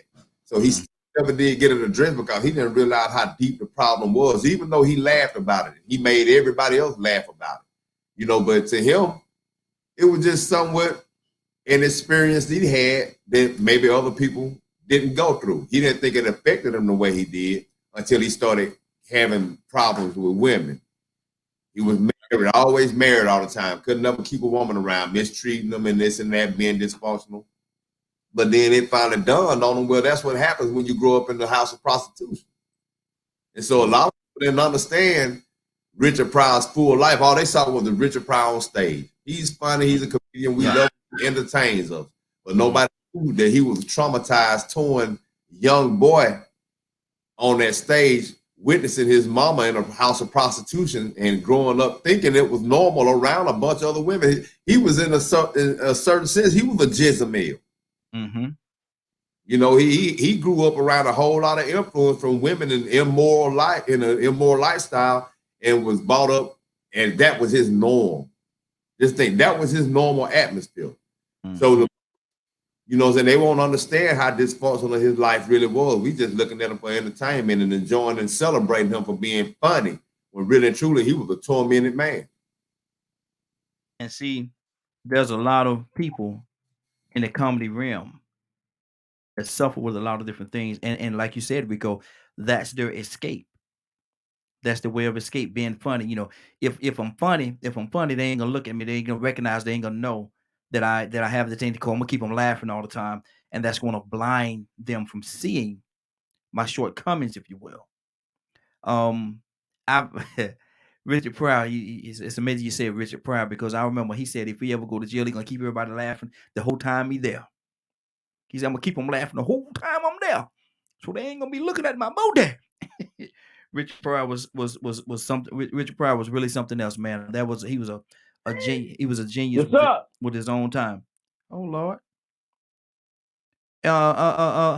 Hey, my brother Pete. Pete. Yes, sir. How you gonna come in here hollering, man? Man, I'm sorry. I was doing something. I wasn't on mute. I apologize. No, you good, brother. You good. We're talking about mental illness, and are we, our communities, doing enough to recognize, address, and do things to help people that suffer with certain mental illness? Are we doing enough? What do you say to that, Pete? I think we're starting to address it. I think we're starting to realize the reality of mental illness, real mental illness, the traumas, but real mental illness. You know, the trauma part is one thing, but now when you've been traumatized, the change is consistent. So if it's something that's not chemical, biological, you're not born with, then there may be an increased opportunity for you to improve yourself. But as far as real live mental deficiency, I think we're becoming aware and more aware that these things in certain areas, certain things are real. They are really true conditions. Real quick, I remember a young lady, she's probably in her 70s now, but youngest brother, Mississippi, old school, they had a young brother. They were probably in their 20s when their baby brother was born. Their father used to whoop the boy out of his bed every morning. They moved away, went to school, went to college, you know, moved out of state, did their own thing. They had about 5 or 6 brothers and sisters. And a couple of them came back when they were in their 30s. And from being exposed to, you know, different things, education and other situations, circumstances, information, they come to realize their brother was born with basically mental retardation. He had mobility of his body, but his mind didn't function right. So they really didn't send him to school because he just never really seemed to do anything with school. Daddy didn't have schooling. He worked on the land. The boy was probably close to 30 years old when they explained to their father, who was probably in his 90s at this point, that Daddy, he not lazy, he got a problem. He been whooping the boy every day. Beating him up out the bed every morning. And get together, get on out there. You got to tend to the hall. You got to know all this. And the father was still like, that boy ain't nothing wrong with that boy, he just lazy. Well, I don't think we have it to that degree now. I think we're understanding that some people are born with some deficiency. But even people who are born with mental retardation, with a blind eye, can't orate, speak, you know, intelligible language, they still can function. They still can do things. So, you know, if we have a mindset to identify and work with, they can still live a productive and fruitful and full life. We don't just have to cast them aside and put them and hide them away.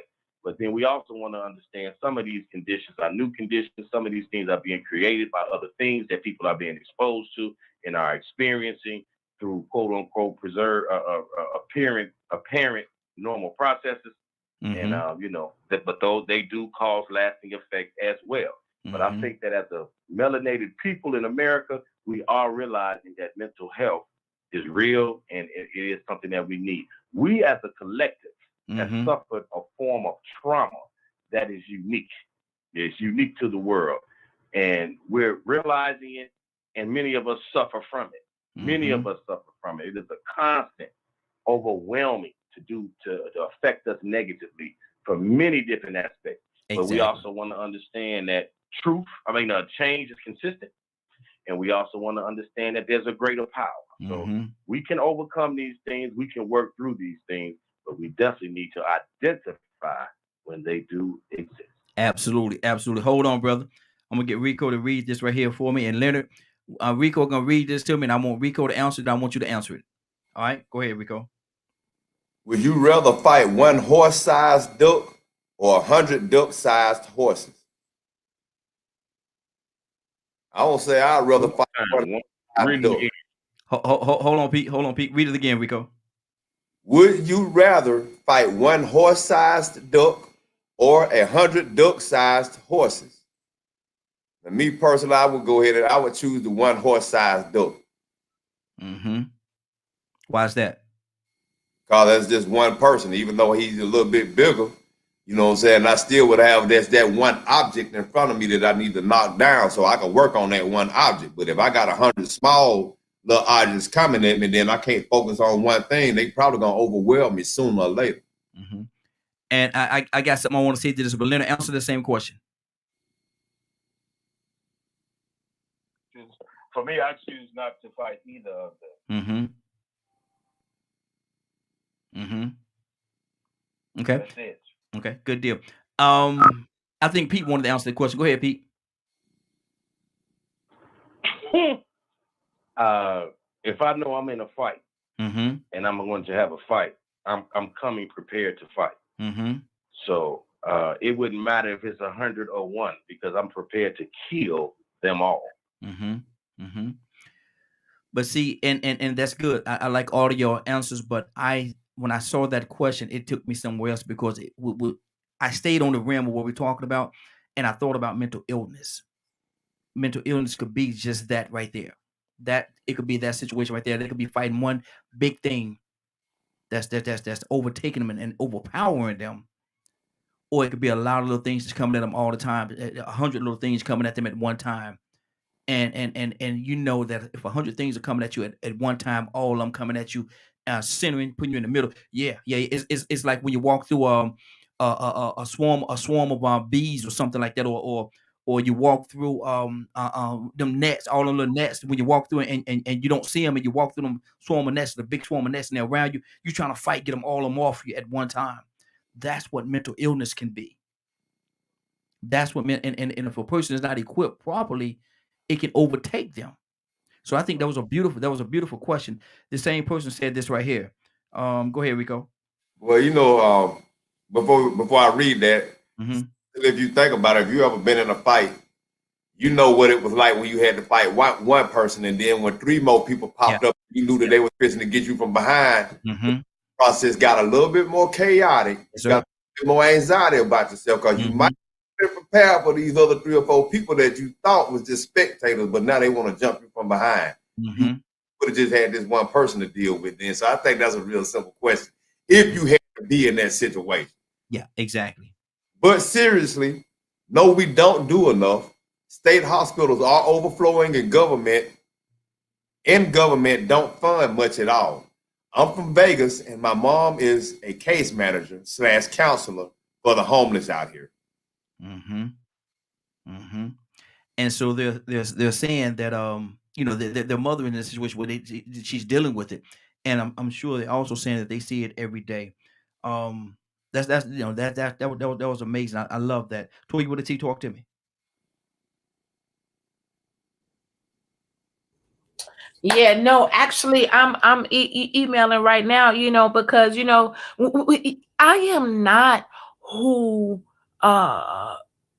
society may say I am, right? A question was posed that why do we teach color and versus a disability, and my thing is this, regardless of what we were told, we the recent people that went through this. If this was probably 1600 years ago, it'd probably be the Romans, who knows. But the last atrocity when it comes to people was the Black people. And if we were to roll with some of the things they said we were, you understand what I'm saying? Then we can't overcome that, and when we bow into, period. If my father would have taught me, right, that all I was good for was to be a man's property. And then all I was good for was to have sex and have babies, because that was my father. That's probably how I would roll, right? But because my father knew this other father, he got another higher understanding. He taught me about being a child of God, right? And you know, being a Christian, what you're supposed to do, what you're not supposed to do, you know, you just that and the third. He was honest with me. And then I grew up to make my own decisions. But he did not tell me, well, you this, you're that, you know. Well, listen, they said that you're gonna have a problem doing this and the third, so you're gonna have to find a way where we can remember this. And we worked with my normal, you know. It became, what is it? He didn't tell me, oh no, you can't run, you got asthma, right? I watched my brothers and sisters do this to their kids. Oh, you got asthma, you got to sit down and stay in the house, you can't go nowhere. Oh, you got cancer, you finna die, you got to sit in the house and go nowhere. Well, if they're gonna die, why would you want them to just sit in the house and die, right? We need to live, right? And we got to get up and remember, we got to get up to live. We got to operate to live. I strove to be normal. Yeah, go out there and run around. What you say you want to do? Play football? Well, come on, let me show you what you need to do. What you need to do? Listen, I don't know how to read and write, so I need you to pay attention when you go to school, and when you come back, you got to help me. And then at a certain age, it became, right, either I'm going to pay attention to this in school or I am not, regardless of what the excuse is. I still got ADHD. I've broken a lot of habits that my parents instilled in me, right, for so long. That was a culture. Right. And when I got older, I created my own culture. And again, I think this is the part that we need to focus on. You know what I'm saying? If we teach our kids, you ain't never going to be nothing, it's going to be hard for one child to, after they've been told all their life by 7 people that they're not going to be anything, to rise up and be anything. But it happens. You know what I'm saying? Normally, a rose don't normally grow through concrete, but it happens. A seed can, you know, wheeze through and get through it. That's not normally how it goes. You understand what I'm saying? So just from my experiences, my background, my dad, you know what I'm saying, inspiring me that you can, whatever you tell yourself to do. And we hear this motto all against the world.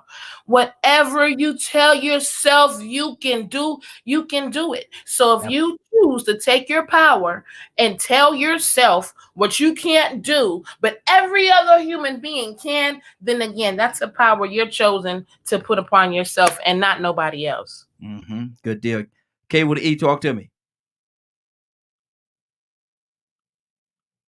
That mute button, that mute button, that mute button, that you mute know button. I'm on mute. What's on your heart, sis? Oh, shoot. I'm just feeling excited, to tell y'all the truth. I just got a text from the mayor, and it's just an awesome feeling to just, it just feels good to know you're going to be a part of something great, and it just feels good. And I just was just reading the text and just responding to him, and just asked to have some trash cans and bags for me for Sunday. And I just can't wait. I can't wait. But then a friend texted me and asked me, did I know the Buccaneers was allergic to cereal? And I was like, nah, why you ask me that? He said, because every time they get close to a bowl, they get sick. Super Bowl. I was like, I'm about to share that with them. Lord. Rico, you hear that, Rico? She on the roll over there, boy. Look, I don't know what we're gonna do with her this morning. She on the roll. Rico, what's? Yeah, I ain't seen nothing yet. Wait till Monday. Oh, look here, I'm gonna wait till Monday. I'm gonna go Zoom Monday. Okay. I'm gonna Zoom y'all Monday. Okay. I hope so, because like I say now, I want to make sure that you ain't coming to here po face now. Oh Lord. They would have won if the referee didn't.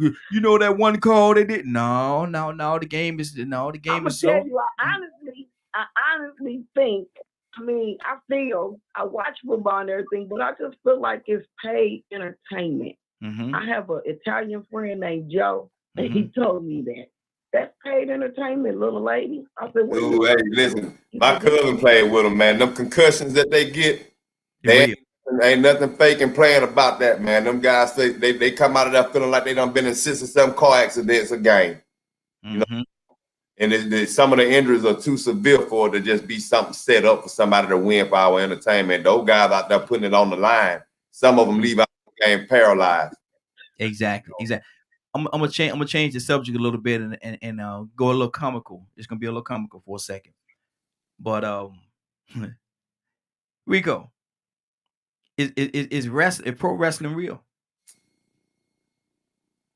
Oh, look at Toya down there. I sparked something. It's pro wrestling. Look, I'm gonna tell you what, the effort and the adrenaline, the exercise that they putting in out there doing that work is real. You got to really be in shape to do that stuff. You got to, and you got to be well trained to make sure you don't hurt the other person. You got to be well choreographed. So it's real, the work that they're putting in, but the imagery that they're putting off to us that they're really hurting each other is not real. You know what I mean? Rick Flair only jump over the top rope so many times and run down the side of it and then fall over to. How many times he should have been retired a long time ago. He was repeating that, him and Hulk Hogan. Exactly. Badger, what do you say to that? Is pro wrestling real, Badger? Yeah, I agree with Rico. That's the way I've always viewed wrestling. I love the show that they put on. You know, they're doing a story. That's the whole point of wrestling, is a story. Yeah. It's just like a soap opera. You know, and it's pretty cool. But you got now in the real world, you got a 280, 300, 400 pound person, big, muscle swole, and they take their fist and hit you in the middle of your head, and you don't bleed. Something a little suspect toward you about that. I'm just. But you know why you have to take it serious though? Why's that? Because that's what Trump built his momentum at. Yeah. WWE. Exactly. That's what he did. He had crowd appeal. No, I didn't do it like that. I'm in people that did what he did. Toya, what did he talk to me? Well, you know, only thing real is the news, right? All right. I mean, like, Die Hard is real. You know what I'm saying? Like, Cops is real. You know what I'm saying? So what we not gonna do, right? Because that's where I fell in love with my husband, The Rock, right? That's where we met. But I'm not set up like I'm supposed to be. So I had to let him go and, you know, be with the people that he was with. I just wasn't my level. But yeah, so we're not gonna be discrediting, you know, my potential who could have been husband, right? Because everything is about, you know what I'm saying, fake. Ain't none of this stuff really real. But like Rico said, you don't know all of it. It takes skill and expertise for every job we do. I'm a person, my father was like, look, no matter what job you do, it's important. And if you're going to be a boo-boo picker upper, then you're important and you need to be the best one. Like, it was you're not really getting hurt, but you can. It's a skill and it's an art. And if you want to really break a bone, that's UFC fighting, right? Which, as I've gotten older, I can't watch. It hurts my heart to like just be doing that to people for no reason, no anger, just be fighting, and not because I'm mad and I'm in survival mode. Like, I can't even watch that stuff no more. But I used to like it and used to want to fight it because I was angry. I was so angry on the inside, even though I like wrestling. And I was like, nah, I'm not gonna play with nobody. If I play with somebody, I want to body them. I want to hurt them. Like, I don't want to do that. You understand what I'm saying? But no, absolutely. I don't watch it anymore, but I used to love wrestling. That was one of my favorite things to watch, man. I absolutely knew that it was a staged fight. Right, he wasn't doing that for real, but I still liked it. The characters, I think they overboard now, but yeah, absolutely, I'm with that. Toya, who was your favorite? It depends on when, because like I said, in the 90s it was The Rock, but before that, I love Junkyard Dog. I love the Bushwhack Brothers, Mr. Perfect, Jake the Snake Roberts, Andre the Giant, Ricky the Dragon Steamboat. Oh my gosh, don't play with me like Undertaker. And Undertaker, yeah, Kane. Wow. Oh my Super God. Snuka. Oh my gosh, yes. That's what I'm talking about. Yeah, I'm with it. I'm with it. It's amazing. It's amazing how, man, we got such a serious conversation. And then we start talking about wrestling and everybody let the man look. Leonard, is professional wrestling real?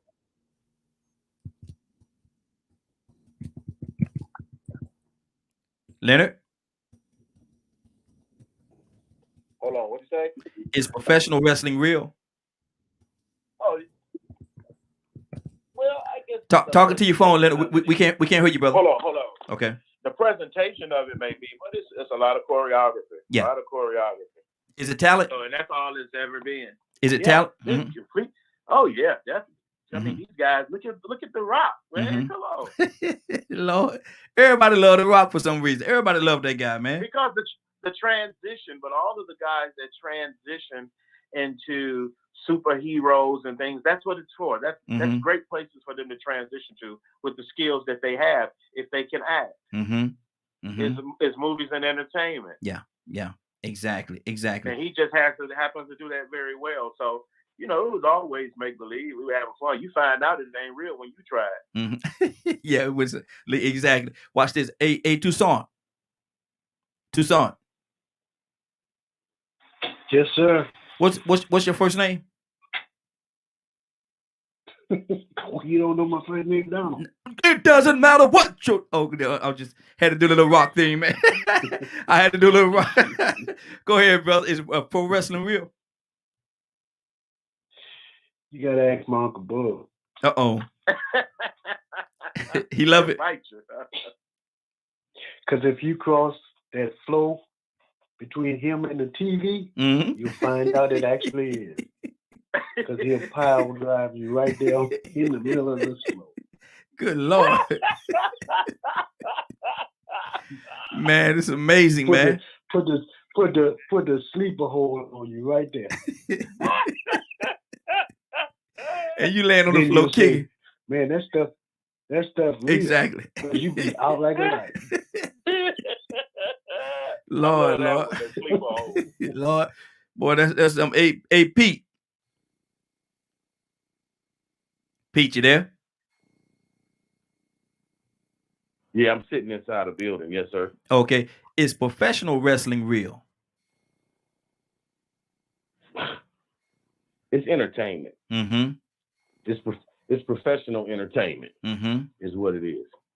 It's real in the aspect that they really slam each other on the ground, and they might hit each other, impact each other physically for real, but not to the degree that they're displaying. No, that's entertainment. Okay.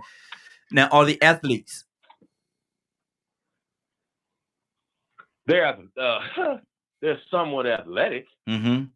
Somewhat athletic, but they tend to just be, big guys, goony goo-goos, or what I prefer to call them. And if we were to do a blood test, I think we would say that they're more so drug addicts than athletes. So many of us. Wow. More so than not.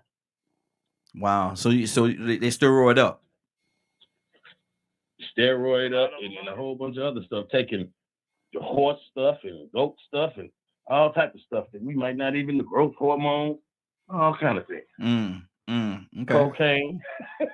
Man, that's wild that you went there, man, because they got a series out called The Dark Side of the Ring. And they tell some stories, man, about some of the dark stuff that went on in wrestling and all the partying they did. About Chris Benoit and Bruiser Brody, how they got killed, man. And they had commentary for Tony Atlas and all these wrestlers that was around them. Man, there was a whole lot of shites and stuff going on back then, and there was a lot of people died in some criminal ways in that organization too. There's a lot of stories out about Vince McMahon, come to think of it. Yeah. Him and his dad, man. His dad was the one that actually started, and he took over. He took it in a different direction. He took it from more of the wrestling aspect, more to the entertainment. That's what Vince McMahon did, and he's a showman. He's a showman. K with an E, what do you say to that? Is pro wrestling, professional wrestling, is it real? I love wrestling. I know it ain't real. I've been going to wrestling since I was a kid. I used to go to these things. And my nephew used to come home and want to wrestle. Mm-hmm. And I kicked him down the stairs, and my mama said, "Girl, wrestling ain't real. You can't do that stuff." Mm-hmm. Mm-hmm. So that's when I found out wrestling wasn't real, because my nephew wanted to wrestle with me, and I kicked him down the steps, and he went tumbling down. He didn't hurt himself, though. It was so funny. They was perfect. But You over I there? love wrestling. I still watch it. I don't miss a Friday SmackDown. I don't miss none of the wrestling. I love wrestling. You look at that new one. You look at that new one, AEW. I watch all of them. Okay. I love the women. Oh, okay. Okay. I even watch the kickboxing. I Mhm. just like all sports, period. Exactly. Exactly. Now, Rico, I asked a question earlier. Were they athletic? And I saw a reaction from you. What do you say to that? Yeah, they are athletic. I mean, you got to be coordinated. You got to be your reflexes got to be in order for you to be able to do that stuff that they're doing. You know, your agility. You got agility about yourself. Walking around on the top rope. I mean, you know, don't get me wrong. That was a good show that the Undertaker put on, but that Joker used to walk around on the top rope. Yeah. Yeah. So that took a lot of effort and balance. You know, I mean, so yeah, they are athletic. It's just that, you know, Brock Lesnar. Somebody put in there that Brock Lesnar went to MMA. Well, you know, you got to remember that some of these guys actually did come from real athletic backgrounds. They were actually football players, like Ron Simmons. Yep. Rock was a real football player. He was tackling and being physical in real life. Brock Lesnar was a college wrestler. Yeah. College wrestler. So those guys actually they found a safer route to make a living being in shape already. You know, some people went ahead and went into MMA, but it was a lot safer and a lot more profitable probably go into wrestling and become a household name and still not get beat up. Like one of the MMA guys, man, he was like sort of top notch. Anthony Rumble Johnson. He was pretty much a big time MMA fighter. And he retired, even though he was, you know, championship caliber, he retired. And at the end of one of his matches, when he retired, he said, "I'm getting tired of getting hit on." Yeah. And I imagine he probably wished he had gone to wrestling, because he could have acted like he was doing all the stuff that he was really going to and probably just out a lot longer. But some people need that spirit of competition and that actual contact. That's what Ken Shamrock, he actually came from MMA, UFC, and went into wrestling. And he was real successful at it as well. Kurt Angle on Olympic gold medal. Exactly. Mark Henry. Mark Henry, yeah, absolutely. Now Mark Henry was that's just a strong fella there, man. That fella there, man. I be seeing him breaking records still today. On you Google him, he's breaking records still today. Toya with a T, talk to me. Absolutely. Let me tell you something. Anything that got to do with more than running in place for 3 minutes, you athletic. Period, point blank, man. That there takes a certain kind of training for that, and it's normally not nothing you can up and start at 40. You know, which kind of goes into place on what we're talking about with mental illness. You know, the way you are trained, right? And if you're trained to do something, whether it's too much or not enough. Strength training doesn't necessarily go with steroids, but if it's something you train your body to do for so many years, right? You know what I'm saying? So it's like, that's what this is. You know, when you're athletic in whatever field you choose for whatever reason, let's look at it. Not a lot of young guys probably used to go into wrestling back then, but the older guys was probably like, yo, I'm getting too old for this stuff. You know what I'm saying? I can't be running up and down that court like I used to. I can't be doing this, that, and the third. So, you know, I still want to be in entertainment, but just, you know, not broken bone entertainment. Yeah. You know what I mean? But you still can't discredit the soccer person from the basketball guy, from the football guy, you know, and not for nothing. The same way we see that wrestling is staged, why can't they be staged? Just because you don't know the stage, right? Exactly. You know what I'm saying? But yeah, it takes strength and stamina. Toya with a T, let me I need you to do something for me. Let's have what's her name? Paris Hilton moment, and introduce that dog to us. Oh, this is my Pookie. Come here, Pookie. Come here. So this my husband right here, right now. This is who I have in my bed, right? This is the man that I take care of. His name is Pookie. And it used to be two, Little Mama, but she died last November. But this is my Pomeranian. He's 11 years old, so he's like 77. But this is my guy right here. This always loves me no matter what. When I have a bad day, only thing he want to do is lick me on my chin, and he don't want me to be. He's the only one that can't work and can sleep in my bed and get all my love, right? But not do nothing else but love me. That's it. And Exactly. Stop. And see, that's unconditional love right there. That's unconditional love. That's exactly what it is. Hey, Raheem. Yes. You know, I was gonna say before you go too far away, I've heard certain people in the black college bands, the HBCU bands, you have to be athletic and in shape to be in that. And you know, when you look at them on performing, you know they have to be in some type of shape because they ain't just out there doing a little regular marching, man. Them swinging and dancing and ooh, man, something serious. You know, you ain't supposed to go out there and just jump out there lazy doing what they do. Look at Borderline turning flips with the drums in your hand and everything. I mean, they put it in, man. And shout out to A&T. Y'all know y'all got the best band in the land. A&T, North Carolina A&T, Aggies, the Aggies, best band in the land. That's all I'm gonna say. Anybody can dispute it if they want to. Give us a call. If you think that your band, your HBCU, or whoever you got is better than North Carolina A&T, give me a call. 678-381-1973. 678-381-1973. We're doing a shout out right now. Who have the best band in the land? I say North Carolina A&T. The Aggies. Y'all heard about them. Everybody heard about them. World famous. Go ahead, Badger. What's on your heart? You know, talking about the mental health stuff and the conversation me and T was having, you know, in our private chat, and then the thing that she said, that made more sense to me than probably anything else I heard. Okay, what did it say? You know, talking about upbringing and all that kind of stuff. You know, like, you know, my son's also diagnosed with autism, but I work very hard not to let it stop him. Yeah. But I also have a different way of teaching when it comes to culture and things of that nature, because I don't want him to continue the same bad habits I see other people do.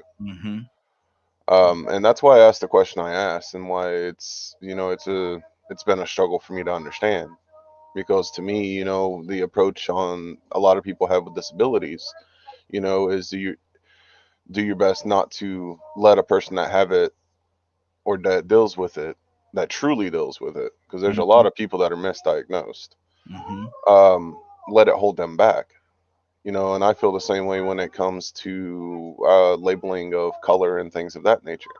You know, when it's taught in a way that it holds a person back, I don't agree with it. You know, I think it should be viewed as a strength, but not in a egotistical manner. More from a place of acceptance and coping skills to deal with. You know, find the weakness and make it a strength, or use your strength to work past your weak parts. Like I didn't have that upbringing of someone being positive and things like that. You know, I was just called stupid and all that other negative stuff, you know, but that didn't hold me back, because I knew what I could understand. I knew what I could do. I knew what I struggled with, and what to this day is so hard for me to do that, you know, I just find other ways to go around it. So, and that's why, you know, a lot of people have a hard time, you know, realizing that I deal with autism. But at the same time, I also learned maladaptive skills, like being numb. You know, I learned being numb from trauma and people's experiences to me. I learned not to say things because people accusing me of things that's just not the way I am. I let those things control me. Exactly. And that's why I asked the question I asked, because I wanted to get to hear different perspectives of why, you know, there's an approach toward disabilities that they are, but I rarely hear anything about those similar kind of approaches when it comes to color and things of that nature. Mm-hmm. You know, so it always baffled my brain, because I'm like, why not approach it in a similar manner? Because when you're sitting there telling a person that because they're black they're less than, aren't you forming a disability in that person? Mm-hmm. Mm-hmm. Absolutely. Or telling them because they're white they're going to be racist. Mm-hmm. You know, You really can't express that in a similar manner, because a disability is not a choice. You're probably born with a disability. See, now I'm gonna give you this example. Say you walking through a mountain range and you hit a territory that is run by people that you hadn't heard this, but they're 7 feet tall, 300 pounds, and they eat everybody that's 5 feet tall and under. And you one of them 5 foot tall people. You know it's dysfunctional. Don't sound right. It ain't right. But you know better than to go through that territory. Even though, because they are dysfunctional, they don't want looking at you like edible. Mm-hmm. I'm saying, so you ain't gonna go back and say, well, hey, that's stupid. That's ridiculous what they believe. I'm gonna walk through there anyway. Well, you're gonna be dinner. Mm-hmm. Ain't that you feel like you less than, but you are aware that those people are dysfunctional. So you have to be aware that they looking at your blackness and that they look at you different. It's not that we are saying that we are black, so we are less than. We're saying, hey, you are the people that those people are talking about. Mm-hmm. You know what I'm saying? that's not what I was pointing out. And thank you for hopping in and saying that. I know for a fact that there are people like what you're talking about that teaches it from that standpoint and awareness. I was talking about the ones that don't share that awareness, that don't talk about those things, like the awareness of, me and Raiden are autistic. We have sound sensitivities. We don't understand things like most other people do. So that's why we're classified in that way. And a lot of people don't understand it. They expect us to be able to understand things the exact same way they do. Well, for us, we have to learn how to even approach that topic and be able to understand it in any way, shape, or form that another person does. So, and that's the things that that struck my curiosity, is why aren't there more people, and the people that acknowledge disabilities and stuff. I've heard the same thing come out of their mouth talking about the different races and stuff, and I'm like, wait, you're speaking so much hatred toward all this other stuff, but you're okay with this. Like oh my God, this is so hard to talk about because I don't have words. The double standards. Mm-hmm. Like, bringing awareness to me is what I think we should be doing across the board about everything. Because there are so many different things that are viewed as not okay or something that can be overcome. Because to me, I think everything can be overcome through creation. Everything. Mm-hmm. Mm-hmm. That's good. That's good. And there's so many. We needed about 20 hours or more to talk about this particular topic right here, because there's so many different layers on there. There's so many different layers that needs to be touched on. But this is Way Out Wednesday, so I want to lighten it up just a little bit for a minute. I'm gonna lighten it up for a little bit, and Toya, with the T, I'm gonna come to you first. Toya, you have to go to this deserted island. You have to live on this island for 5 years. You can't leave it for 5 years. What's there is what's there. And the people ask you, they say, well, you can only have one kind of cereal for 5 years that you're on this island. One kind of cereal. It's one kind of cereal. You have to pick one, your favorite cereal. That's the only cereal they're gonna allow on this island. Breakfast cereal, cold cereal, one kind. Which one are you bringing with you?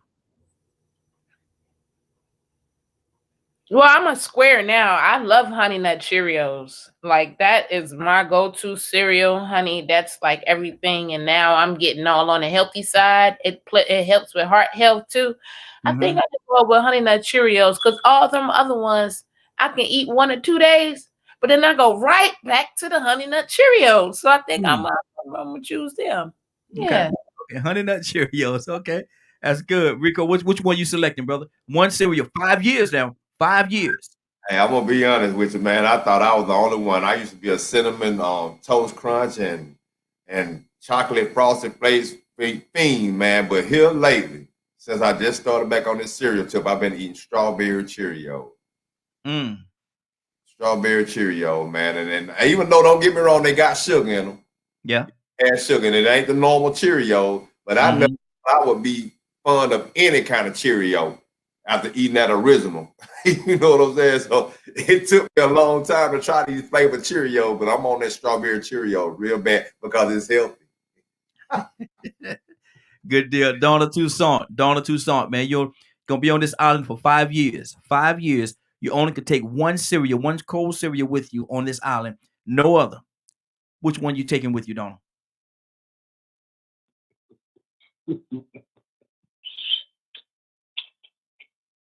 Frosted Flakes. I knew you was going to say Frosted. I knew this. Man, look here. I said, Donna going to say Frosted Flakes. Watch this here. I should have rolled on the paper and put it up there so everybody can see it because I really thought you was going to say that. Now, why Frosted Flakes? All that doggone sugar. Because I don't care. But at least if they got some fruits on the island, I can add it to it. Lord. Okay, what? Hey, Badger, talk to me. What's that one cereal you're taking with you? I don't eat cereal. Oh, Lord. You don't eat no cereal? Badger, where you from? I eat eggs and gravy and sausage and toast and... But look at, see, I'm gonna tell you something, man.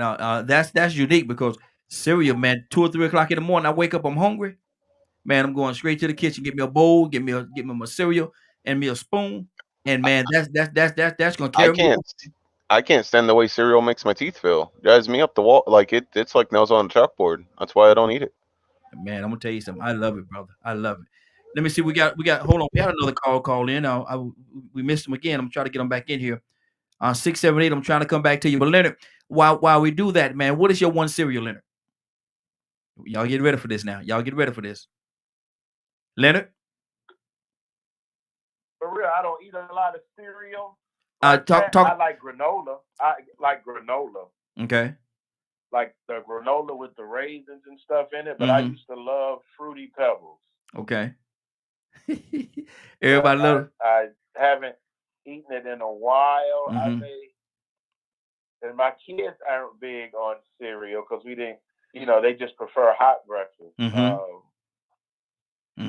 Like I said, we old school bacon, egg, turkey bacon. Yeah. My wife eat grits and eggs and toast and things like that. But if she buys the cereal, I will usually get Fruity Pebbles if I see it on sale for them. But they don't eat it like for breakfast. They just eat it like a snack. Yeah. It ain't like breakfast. Exactly. They eat it for a snack. They don't usually eat it for breakfast. I'll tell you one. That's my ice cream substitute now. Yes, sir. I'm telling you, I wake up 2 o'clock in the morning. I feel like I'm hungry. Man, it's a bowl of cereal. That's all. I don't need. Give me a bowl of cereal. I'm good. Quick, eat it. Go on back to bed. We got a caller from 678. 678. What's your name? Where you calling from? Hey, this is Annette Davis Jackson. Hey, what's going on, lady? How you morning. doing? Good morning to you. I'm perfect. The sun is out. There you go. I got a question for you. Now, you're going to be on an island for 5 years. You got to be on this island for 5 years. In the middle of the ocean, naturally. Can't nothing come on an island. You have to pick one cereal, just one cereal that you're going to eat for 5 years. What cereal are you picking? Raisin Bran. Yeah, that's going to have you moving, ain't it? Well, I mean, you have to move. Hey, that's why there's a lot of disease these days. You talk about leaky gut because I'm a former college coach in golf and tennis. And the one thing that the body needs, it needs water. We're 70% water. So you're going to have to eliminate. You have to have that fiber in your body to eliminate and get everything out.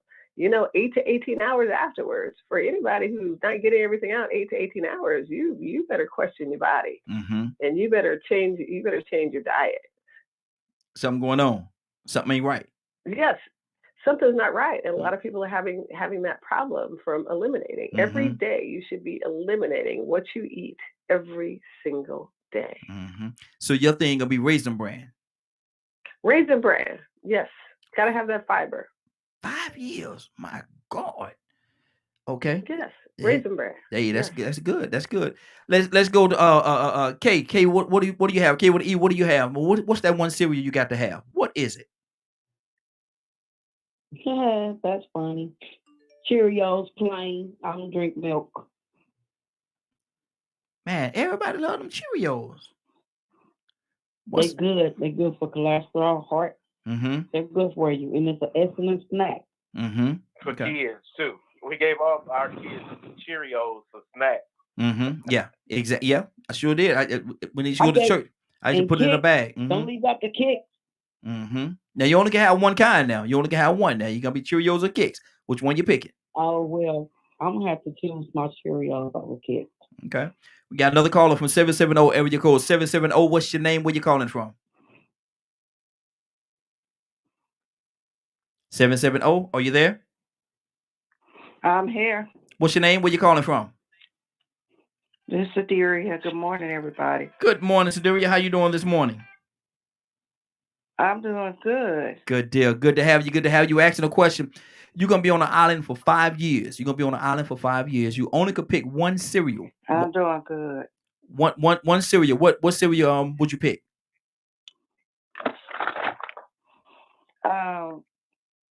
Sugar Frosted Flakes. Sugar. Sugar Frosted Flakes. All that doggone sugar. Sure would, so I could have energy Okay. to last on this island for 5 years. Okay. I've been eating Sugar Frosted Flakes since I was little. Mm-hmm. Okay. This is one of my favorite cereals. Can I ask the question what the topic was for today? Well, on Wednesdays, we really don't have a topic. We kind of jump over different things. But one of the things that we did talk about today is mental illness. That was the big one that we talked about today, mental illness. And are we as communities doing enough to deal with mental illness and to help people that have these illnesses in our communities? What do you say to that? I have to say we're not. Mm-hmm. And only because I have a son who has Asperger's, Mm-hmm. which is high functioning autism. It took me 17 years to even get it diagnosed Mm-hmm. correctly. I started taking him to the doctor when he was 12 because I saw some differences in his personality. Well, I actually saw him before then, but from 12 to 17, I was told he had ADHD. I was told he had dyslexia. Mm-hmm. I was told a whole bunch of things. Then when he turned 17, when we moved here to Georgia, they did a home visit for him to see if he was able to work. That's what it was for, because I had applied for him to get disability. Mm-hmm. And when he was talking to the young lady and she was evaluating him, she asked me, has anyone told you that he has Asperger's? And I said, no. And then she started explaining Asperger's, and his whole face lit up. He said, Mom, somebody finally understands what's wrong with me. Mm-hmm. So when she started to describe it, he immediately identified with it. Now, the problem that he has, because he's a black male, he's from Cali, he wears his hair like Snoop. Mm-hmm. And when we moved here, he was always harassed by the police.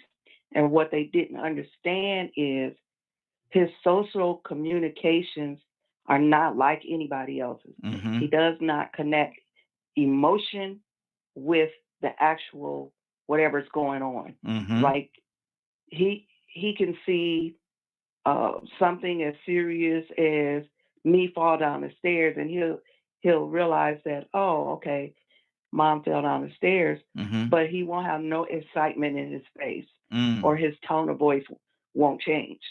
So people always just thought he was funny. And then one day he shared with me, well, Mom, I just do what other people do because I don't understand the instructions. Mm-hmm. And I realized that's so dangerous. So with the police, when they would ask him a question, he would give them a true answer. Like he didn't know to lie or to curve his answer. He would just be straight out. If they say, "Were you driving 80 miles an hour?" Yes. It would be. And so he would get in trouble all the time. And then finally, once I showed the courts his paperwork, he also has manic depression.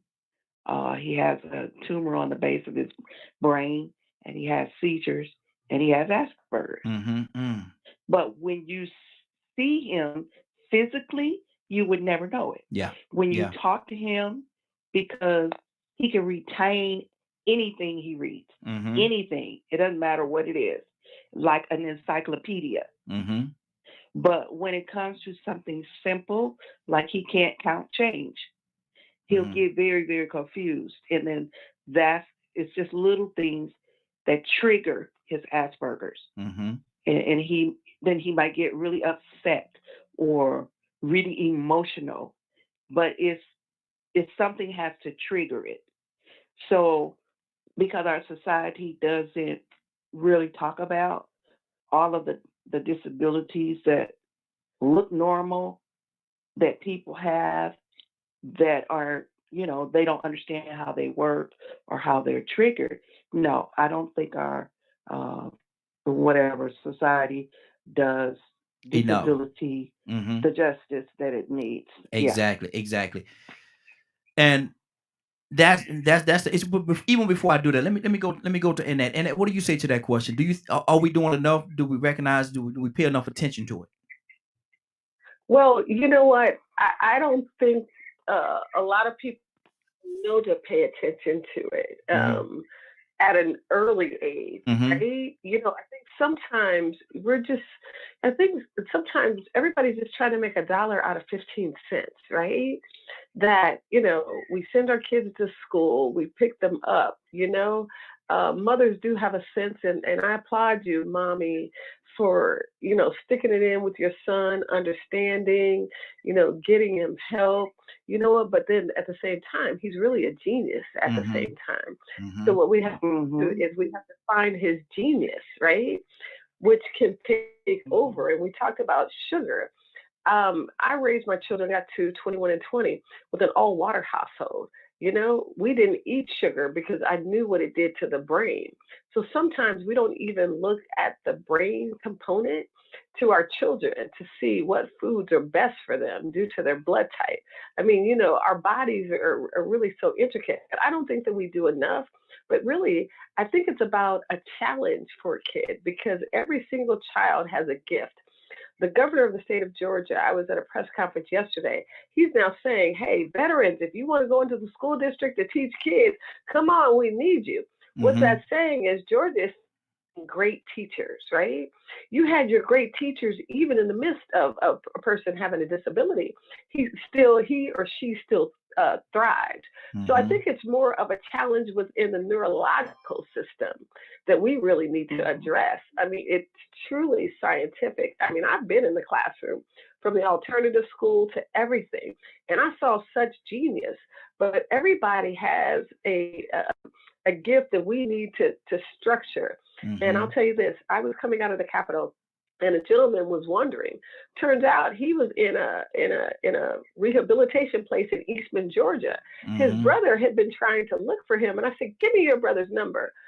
Just walking past him, and he happened to be homeless. Turns out I reunited him and his brother, and his brother didn't know where he was. So that was mental too, but it just takes somebody standing in the gap, like that professional who came over to my sister's house and said, look, had you thought about this?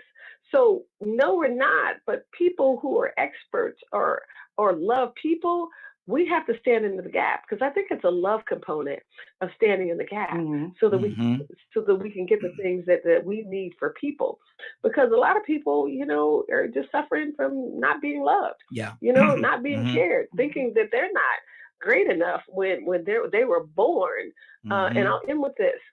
I was in the classroom, and I remember one of our other teachers had a child sectioned off because he was a runner. once he would see that door open, boy, he'd be running. And I'd like, run, boy, run, run. I would always love to see him run, okay? Because you can't box a young boy trying to learn. So I said, let me work with him. I said, let's switch classes. Let me work with him. I brought this tape, A, B, C, D, F, G. When I put that tape in, he said, A, B, C, D, E, F, G, H, I, J, K, L, M, N, P. So what I saw was that his learning capability, he wasn't challenged, you know? So in a disability, we have to find out how to challenge, you know, our men and women and our youth a whole lot more, so that we can have that balance, because they're brilliant. So it's amazing. It's scientific, and we have to care enough to see it. Exactly. And let me ask you this question, Anna. What is your thought? Where's your heart on this young lady here in Georgia that's causing all the ruckus? They say. Oh, you talking about Congressman? Yes. Oh, you talking about Marjorie Taylor Greene? Yes. What is your heart on her? Oh, see, like, it's tough because I know Marjorie Taylor Greene, right? And so I haven't spent a lot of time with her, but I know her. She's very brilliant, and she's very strong. Her family, they have a construction company, so she's a very strong individual with great morals. What I will say is that right now, Congress isn't as pleasant and kind, right? And what Congress has to do, right? Democrat, Republican, you know what? They're doing the people's business, right? You know, now it's an all-out attack on individuals who oppose views, right? Those congressmen should no longer get, hey, we should give it over to your son and my son and everybody else's son. They shouldn't be making that $175,000 plus perks when they don't do the business of the people. But Marjorie Greene, she's very strong. Now, all the other things that they're talking about and going through her Facebook post and all of that kind of stuff, she's going to really have to look at that and really address that. Because nowadays, you know, people are getting in trouble for what they say off of Facebook. I was a part of a Statesman Academy. And let me tell you, I wouldn't have got picked for that Statesman Academy in Colorado Springs, California, when they looked at my Facebook and our social media. So we have to be mindful in what we say, to be honest. But some of the things she say, and then some of the things, I don't want me to cut you off, but some of the things that she say is not just on Facebook. She's actually going on news channels, and she's making comments about things that are not true. Well, you know what? That's going to be a training, because let me tell you this, right? One thing about the intelligence of the United States, everybody is not going to know what's really happening in the United States of America as far as foreign interference. And that's really critical. That's why Homeland Security is involved. That's why the FBI is involved, because they're really honing down. But this isn't a new problem. This didn't happen in Trump. This happened in Bush. It happened in Obama. And so now it's exacerbating, because we haven't really dealt with the problem in the United States of America about foreign interference within elections, within our home life, because America is the greatest country in the world. So what I will say to Marjorie Greene is, you know, there are some things that you cannot say, right? If it's going to cross the line of the public, right? Considered as a threat, you have to watch that, because nowadays with the advent of the internet, you know, you can be walking down the street and somebody will arrest you, you know? But wouldn't a person, and I'm sorry to cut you off, since I just got some thoughts about what you're saying. But me personally, let me speak for me. I ain't gonna speak for nobody else. I would rather to know who she is and her stances and what she think about things. So when it's time for me to go vote again, I know who I'm voting for or against, than to have her to say, well, you know, or just stand back and say, I'm not gonna say anything. What is your opinion? Because if your opinion of what you feel about certain things does not line up with what I feel it should be, or the way I feel, then you don't have my vote. Because I'm gonna vote for somebody that's more in line with what I want. What do you say to that? You know what? And I wish that people would stop putting their personal lives in with the people's lives. Okay, because I think that's a great area. when we run for office and when we become a constitutional officer, it is incumbent on us to do the work of the people, okay? Not to do, your personal biddings. You do your personal biddings on your own time. That's what I do. That's what I do believe. Because do you think what she's doing is personal? Do you think that the stance that she's taking on this whole election and all the other stuff that do you think that's from her personal standpoint, or is she speaking for the people? Well, the thing about it, I believe that being a new member of Congress, you have to go in and you have to learn what is proper. Okay? You have to learn what is proper. And then you have to develop a blueprint for the district that you represent, right? To me, any congressman, any senator that does not develop a blueprint for their district is doing their district a disservice, right? Sometimes I must admit within women, sometimes it's not meant for us to do that, right? Sometimes it's meant for us to do the work of the people and let the fruit speak for themselves. Okay. And I'm really conscious about that, because men say, women talk too much, but then guess what? When I go into the barbershop, I say men talk too much, right? So it's a crazy thing. But when you do the work of the people, I believe that you don't exalt yourself, okay? You de-escalate, right? You de-escalate to learn, what does the United States of America need, okay, as far as foreign interference? What can I do to write legislation? And particularly it is to protect the people, right? So when you protect the people, you have to have a decorum, you look at Maxine Waters. She doesn't quite have that decorum either, So we need to look at how we can better our decorum as members of the United States Congress, so that our people can thrive, because you're spending our money. And so a lot of Congress is spending our money in such a different way where the money doesn't get to people. So I would say, as young people say less. Okay, good deal. Say less. Goddess, good morning. How you doing, young lady? Good morning. I'm doing great this morning.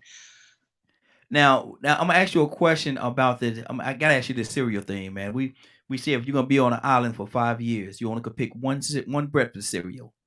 What would you eat for 5 years? It's one cereal for 5 years. Which one would it be? Cream of wheat. What? Oh, that's a good one. Cream of wheat. And cold cereal. Yeah. How you gonna heat it up? How you gonna heat it up? You can't. You gotta heat it up. Cream of wheat. You can start a fire and make it on the fire. Okay. Now let's talk about a boxed cereal, a cold cereal that you have to have milk with it. Which one would it be? Kellogg's. Raisin Bran. Raisin Bran. There you go. There you. What's up with y'all women in this Raisin Bran? It keeps us regular. I applaud y'all, man. I mean, Raisin Bran is nasty, but you know what? That's considered. Good day. Leonard, you were saying something in the background. What's on your heart, brother? The reason why women love Raisin Bran. It's because it was marketed to women because it's full of folic acid. Especially when you're pregnant. A lot of my wife ate Raisin Bran religiously. She still loves Raisin Bran. But I remember it because it was recommended as well when you're pregnant to eat Raisin Bran if you eat cereal because of the folic acid. Yep. Okay. Now, Leonard, what do you think about Green? About what? About on Congress Lady Green. Oh, the lady here in Georgia. Yes, sir. She's not in prison yet? Wow. No. Oh, okay, then get back with me then. I'll tell you. I'm great she's at where she's at. Wow. Toya with a T, talk to me. Leonard want the lady locked up. You know what? Hold on, and that. Go ahead, Toya. Sure. Well, my thing is this. I serve the Lord, honey, and He all about truth. Operate in truth. And for me, far as I'm concerned, I like the truth coming out. I like them putting themselves in this predicament so that way we can do what we need to do to get you up out of there. Because there's just a certain precedence that you're supposed to set when you start to represent us as the people. You know what I'm saying? And if you're getting into these positions with any kind of ill will or intent, yeah, I thank the Lord for letting it flow out and overflow and let everybody across the world know that you are not meant to be in that position. You are not worthy to maintain some of these positions that you guys have. And this is what we need to use to get them out of there. You know, these are the things that we need to have, these federal investigations. We need to be more involved. And because we're being more involved, Black Lives Matters and a host of other things, because we're getting more involved, more truths are coming out, truths that we knew, truths that we talked about, but they're being exposed now. And for me personally, I love it. It's a couple of more, right? That got to go. It's a root that needs to be removed of this whole prejudice, racial, hateful little organization, right? And one by one, things like this are gonna come up, and they have to go, and they have to be replaced, man. So every time I see a story, I be like, "Whoop! Thank you, Lord. Next, let's go." Okay. And that you wanted to say something? You know what? Let me tell you this. I believe in what the Bible talks about, and a lot of people don't do that. They don't reprove, rebuke, instruct, and exhort. Okay, those are the things that we need to do. Everybody needs to do that. We didn't kick Obama out for fostering gay marriage, right? We know it's abomination. Okay, so we know it beyond a shadow of a doubt. We know that that's not right. And what has happened with that? Now transgenders are reading books to kindergartners. That should never happen.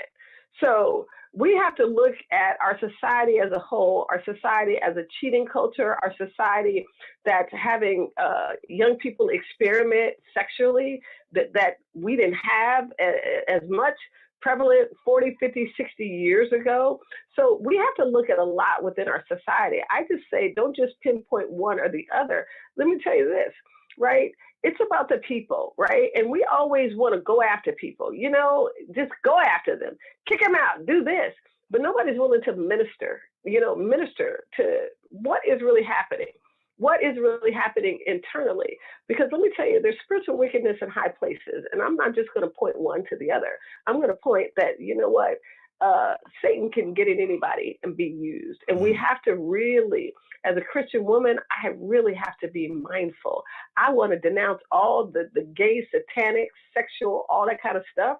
I do not want the man and woman to change from the greatest amazing exploit in life is procreation, the egg and the seed, which is that man seed. I want the Black man to stand up strong because the seed has populated the earth. I want the women to know that the women need to edify and comfort. And we need to stop all this going after people because of what they say and what they do. No, you know what? You need Jesus, all right? So let's figure out more of that, of how you can be born again, you know? Because every knee shall bow and every tongue shall confess that Jesus is Lord. We have to also stop the attack because we know what the Bible says, that Satan is the accuser of the brethren. Okay. Now, let me ask you this question, because you said you brought Obama in to the conversation and to the discussion. So from your background, from your perspective, and who you are, do you think he was a good president? I believe that he was a good president, that they set the tone of male and female in the presidency. I think that he did not fulfill changing the lives of Chicagoans. I've been to Chicago. I've seen Robert Taylor Homes. It's no longer there, you know, and the murder rates in Chicago. I think his claim to fame was gay marriage, you know, and I really don't like that. I don't like the abortion piece because 800,000 Black women are aborting our men child and our women child. And then we have to really look at that, and we have to train our people. We have to train our people to get ready for marriage, get ready for having babies, get ready for this so that we can have healthy families. And of course, we have healthy families because we taught all the families of the earth how to, birth their children, midwives, and all of that. Mm-hmm. So we just got to stop this debauchery, this turnaround of alternate behavior. And I am willing to attack that by the Spirit of the living God. Okay. So your answer to my question was yes, he was a good president. Yes, he was a good president. However, pushing gay marriage to me was a debaucherous act that no president should do. Okay. Now, and abortion. Was Trump a good president? I believe he was a good president too. Okay. Explain. I believe he's a good president too, and he could have. Everybody wants to talk about how Trump. I just didn't like what he says or whatever. And you know what? I agree. But you know what I realized? I said, look, I don't want to ever temper any woman, and I don't want to ever temper any man, because that's why we have effeminate men these days, But sister, so I like to know what men have to Trump say. The same fella? But wasn't Trump the same fella that disrespected the women and say by grabbing them in the cha-cha and imitating making mockery of a man that has mental and physical ailments? He made mockery of this man. Isn't he the same? Isn't he the same individual? Isn't he the same individual that caused this riot on January the 6th at the Capitol building? Isn't he? There's a list of things. No, he wasn't. No, let me tell you this, right? No, hold on one second. Mm-hmm. Everybody wants to say that he caused a riot just because that makes people feel good. That's not true. I happen to be in DC, right? And so I saw everything. Okay, so that's not true. So the thing about it, you can't say things like that unless you weren't in the presence, right? If you weren't in the presence, then you just you're not really authentic to that. Mm-hmm. Will I say that it's right for a man to grope a woman? In fairness, at me, and I'm a full-fledged woman, right? 58 years old. Guess what? That's what men do. Okay. Wow. That's that makes it right. That's what men do to women. No, I hate to say that. You know what? So everybody wants to talk about Trump and groping a woman, but isn't that how we have babies? Isn't it? Come on. No. Women. Sis, hold on. Men do that. And that. Hold on. And that. Hold I'm a on. woman. I And can't that. agree with that. Hold When on. somebody gonna get shot in their face, they grab me like that. You ain't my man. That ain't what men do to women. And we don't do that. One at a time. One at a time. Go ahead. Hold on. Let me tell you. Hold on. And that. Hold okay, on. I'm sorry. Go ahead. Go ahead. You asked me a question, so I didn't finish. Hold on. Okay, go ahead. Hold on. Go ahead, young lady. Go ahead. You was about to say something. I think that was Kay. That I just don't. I'm a woman, and my man ain't gonna grab me like that. Mm-hmm. If we at home and we playing, that's a different story. But that's not how men do. Ain't no man got no business walking up on no woman just grabbing her. I don't care who you are, the president, the boo boo from poo poo. I don't care who you are. And whatever woman, just like Cicely, I'm a Cicely Tyson type of woman. Just like she said, I ain't gonna never play a role as a prostitute, a drug user, a housekeeper, maid, or none of that. No, and I would never accept that. I will go to my grave saying, ain't no man ever in life supposed to do that, and I've never heard of it until Trump did it. And I wish a man would grab me right now today. They'll say, well, he went to jail for her because I'm gonna do something to you right then and there, and you probably wouldn't even know where that came from. I do not play that. I've been like that all my life. I got a whooping for running in the house telling my mama that little boy freaked on me. And then freak was a cuss word to my mama. I got a whooping. You know what I did to that little boy the next day? I need him so hard he didn't touch me no more, and all the rest of them knew not to touch me. I don't play like that. Y'all want to play hide and go get it? Well, when you find me, you better go find somebody else because you know you ain't getting nothing but a smack. And I didn't play like that. I was raised with nothing but little boys, and I ain't never been grabbed like that since that little boy smacked me on my butt. And I told my mama, big freaking on me, and I got a whooping. And after that, I dealt with that. Don't touch me. My body is not to be touched on without permission. Rico? Even the doctors ask for permission. Exactly. Hold on, okay. Rico? Yeah, that's a complete violation. You know what I'm saying? And as a man, I mean, I agree with a lot she said, but that's when you start getting to the point where you start trying to defend your stance. and you start ignoring certain facts. Now, everything she said up until Trump was a good president was legitimate. But then when she sit back and said, all men do that, no, men don't just go around, maybe cavemen, maybe privileged men that don't get in trouble or have to suffer consequences from violating other people, but not black. I mean, that's not nothing that we do normally, or nor is it acceptable. And then speak on, since we brought this up about speaking about him being good, what is ever good about ridiculing a handicapped person? Exactly.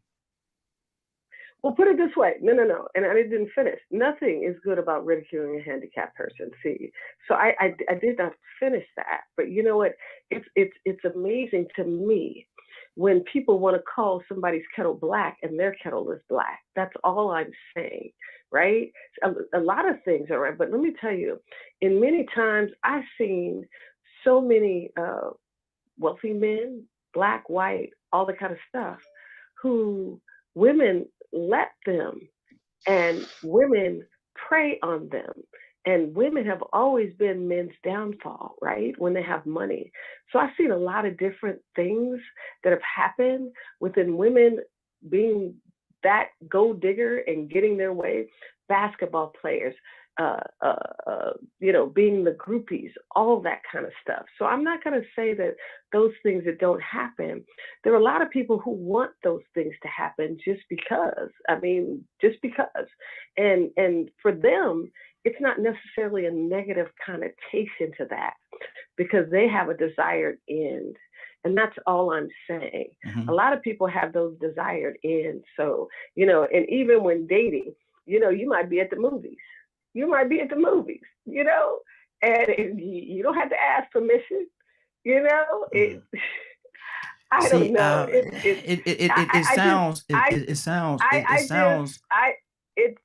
I totally disagree with what you're saying, Annette. I really disagree with what you're saying. Hold on. And I don't mind. One at a time.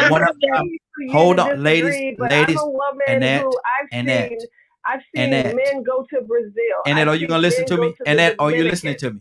Are you listening to me, Annette? Hold on for a second, sister. I'm gonna come to you. I want to pull everybody into the conversation. We have to have a rotation. Go ahead, Goddess. Sure. Annette, as a protester, we sat there and we watched, and this will tell me your character right here when you answer this question, or if you come back with a comeback or an excuse. When this is where I had a problem with Trump. The problem came with Trump when we realized and we recognized, not even through some of his sayings of the groping, we just as a mother, and we know that he shut down a lot of places that were doing pedophile rings. We know that because he was included in the pedophile rings. So he knew that they existed. That's number one. Number two is that you knew that when they had the march up on the East Coast, and that guy ran over that protester and killed her. And he said, "Oh, well, those are a bunch of fine guys." Like, he totally disregarded it is our right to assemble and our right to stand up. He sent people there. I mean, and it wasn't like, "Hey, I'm gonna give you a call and I need you to be here." But when you are inciting and you have people that are followers, that's what I'm saying, inciting. So that's why we say incent. So as a president, if you are inciting civil war, that's a problem. That's a major problem. Not only is a problem, you need to be excommunicated out of this United States, just like they did the Black Panthers. And they wasn't doing nothing but trying to feed their community. You know what? And I believe that with the Black Panthers, they started the Head Start programs. They started the feeding programs, right? I think depending upon the programming of anybody. So the one thing that I will not let you do is judge my character by me giving you an answer, because I'm a 58-year-old woman, come from a good family. I've had a nobility for all my life, and I will continue it. Okay. regardless of what question that you don't agree with.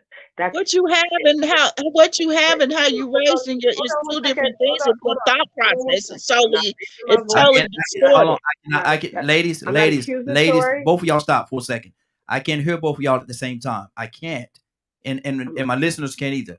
We have to be respectful and talk one at a time. Can I say something? Absolutely. Go ahead. Okay.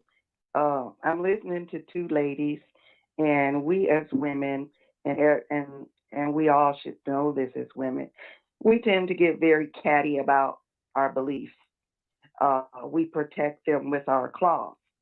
So the purpose of having a belief is that it can be exclusively yours. So each of you have exclusive beliefs about the situation.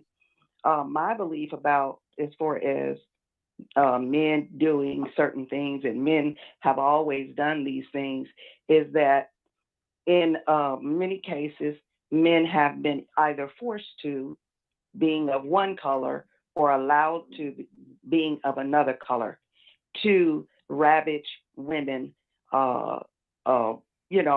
and it has gone generationally, from generation to generation to generation.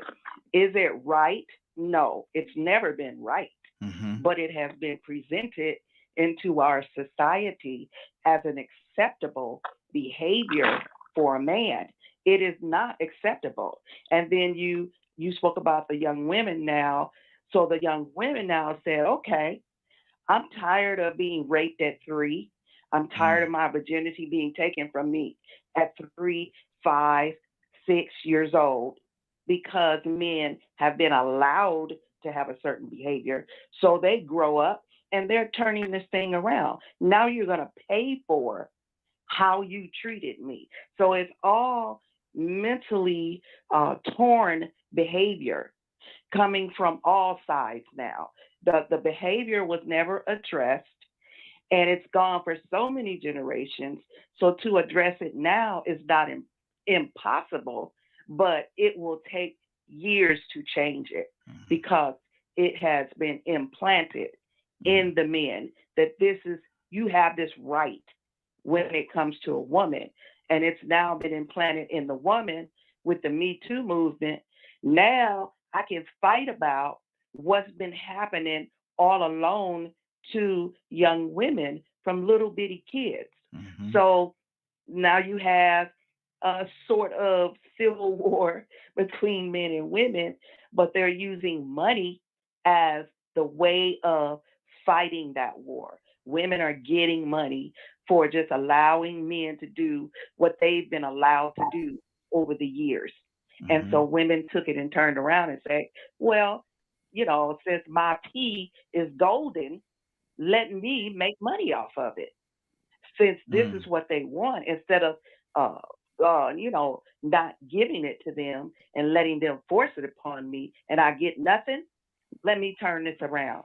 So this is what we're seeing in our society, but it has never been right for men to do the things that they do to women without permission. It just has been ingrained in our society. Wow. Who is that? Yes, Yes. That was K. That was K. Okay. Hold on. Let me do this. Ladies, hold on. Sideria. Oh, that was Sideria. Okay. Hold on. Let me do this right here, because the men, ladies, y'all on the road this morning, and I love it that y'all are giving y'all input, because I love when that happens. But let's not forget about the fellas. Let's go to Leonard. What's on your heart? I'm just listening. So like what people are conversing about something, I just listen to the pattern of communication or whatever. It depends on what's the point, what's the purpose. Good. I think that's brilliant, but both of us know we have political differences. So I'm not. Yeah, but this is not. Hold on, sister. This is Annette. Go ahead, Leonard. Yeah. It's a person's opinion of certain things, and everybody's entitled to their own opinion. So how people explain it, I'm good with it, because that's their thing. I don't have to accept. Yeah. Okay, that's good. Rico? I'm gonna come back to you. So let me make my rounds. I'm making my way back around. Go I ahead, Rico. really love what Sadaria just said, because she really summed up the behavior, the mindset, and all the reasons and causes behind what's going on. I mean, out of everything we said, you know, she hit it on the head with pretty much observation of our behavior and what caused it. We consider normal, but really it's not normal. I mean, who said that was normal for men to do that? Is that when Donald Trump considered MAGA, making America great again, when it was okay to walk around and grab women like that?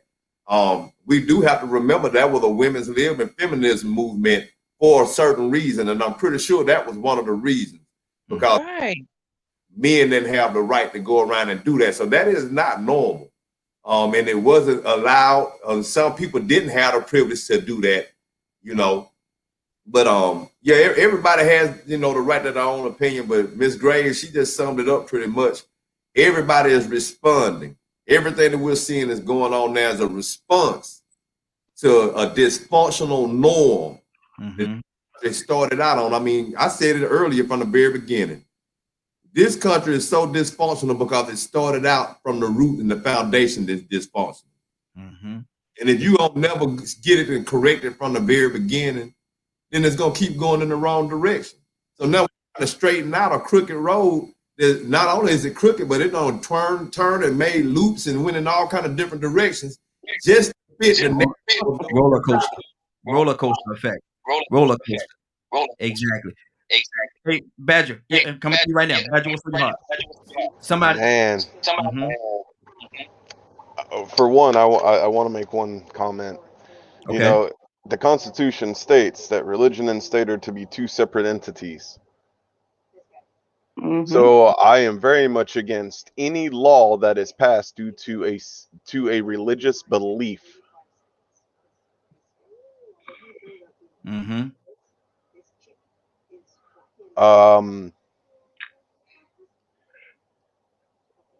To control a person by a religious belief, we are not getting away from a similar mentality as slavery, racism, hatred due to a belief.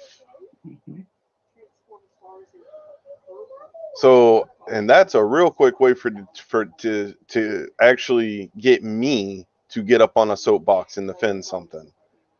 I'll stay quiet on most things and let people, you know, view things and stuff. But when you're going to come into, you know, represent me and a whole bunch of other people I know in this House and Senate who have very different views on particular topics, and you're going to tell us you're going to make a law based on your personal religious belief that I can't think this way or I don't have a choice to do certain things, is a crock.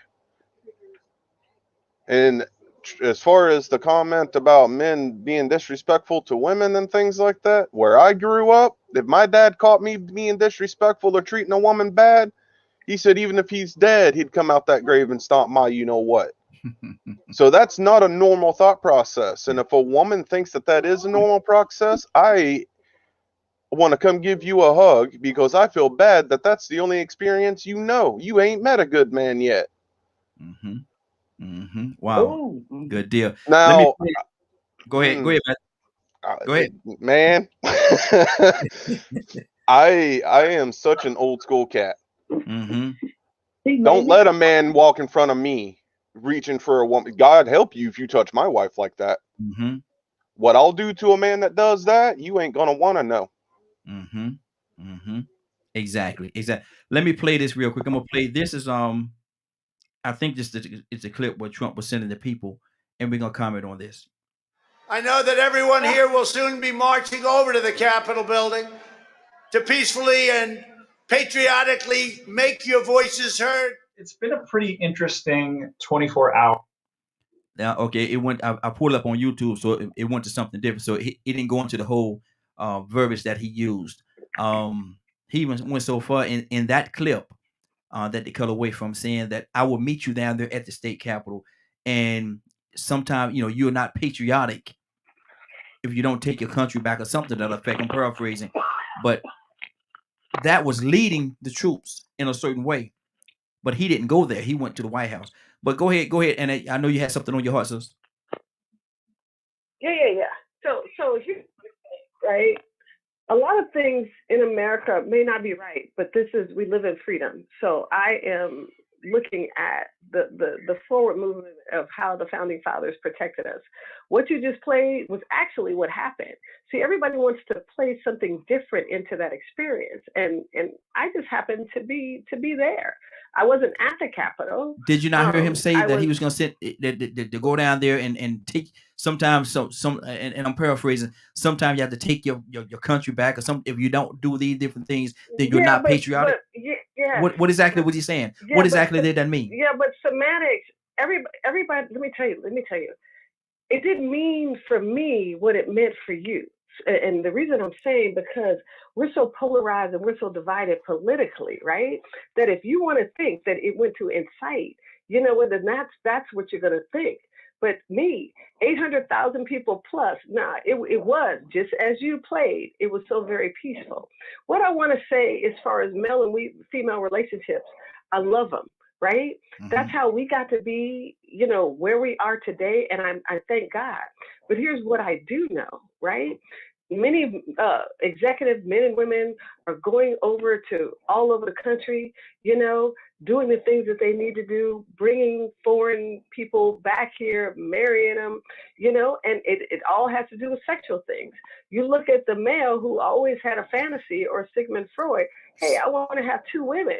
What happened? That 2 women led to the gay lifestyle. When we look at the Brown Church of Germany, we look at these countries who have been for 30, 40, 50 years. They knew that they were going to infiltrate America through the gay lifestyles, and the last vestige was the Boy Scouts of America. So we have to look at historically what's happening under the underpinnings of what is happening, address that, call it out. And I'm not into being against anybody. What can we do to make this great state of Georgia great? What can we do to make America great? And I know that my culture and my nobility has been there to reprove and rebuke and exhort that. We never talk about the 19-year-olds who are getting shot down due to guns and gangs and sex and drugs and all that kind of stuff. So we need to put it right where it is, and we need to figure out solutions and blueprints for success. Mm-hmm. So in all of that, because of our political affiliations, we could point the finger on Donald Trump, and let's look at the practices which keep making America free. That's what I care my about. thing is, and what I heard there, and I'm with you about solutions and going out there and finding solutions, but I also heard a lot of excuses for doing wrong. We can't make excuses. We can't. Sis, I did not say a word while you was talking. Sis, I did not say a word while you was talking. While you was talking, I did not interrupt you, not one time. I let you say what you were saying. Did I not do that? Okay. Now my thing is this right here. If we're going to say look at the history, yes, we also always have to look at the history, but we also have to do something to write the history. And for any man, for any man, and we got some background noise coming from somebody's line, mutual line, so we don't have that background noise.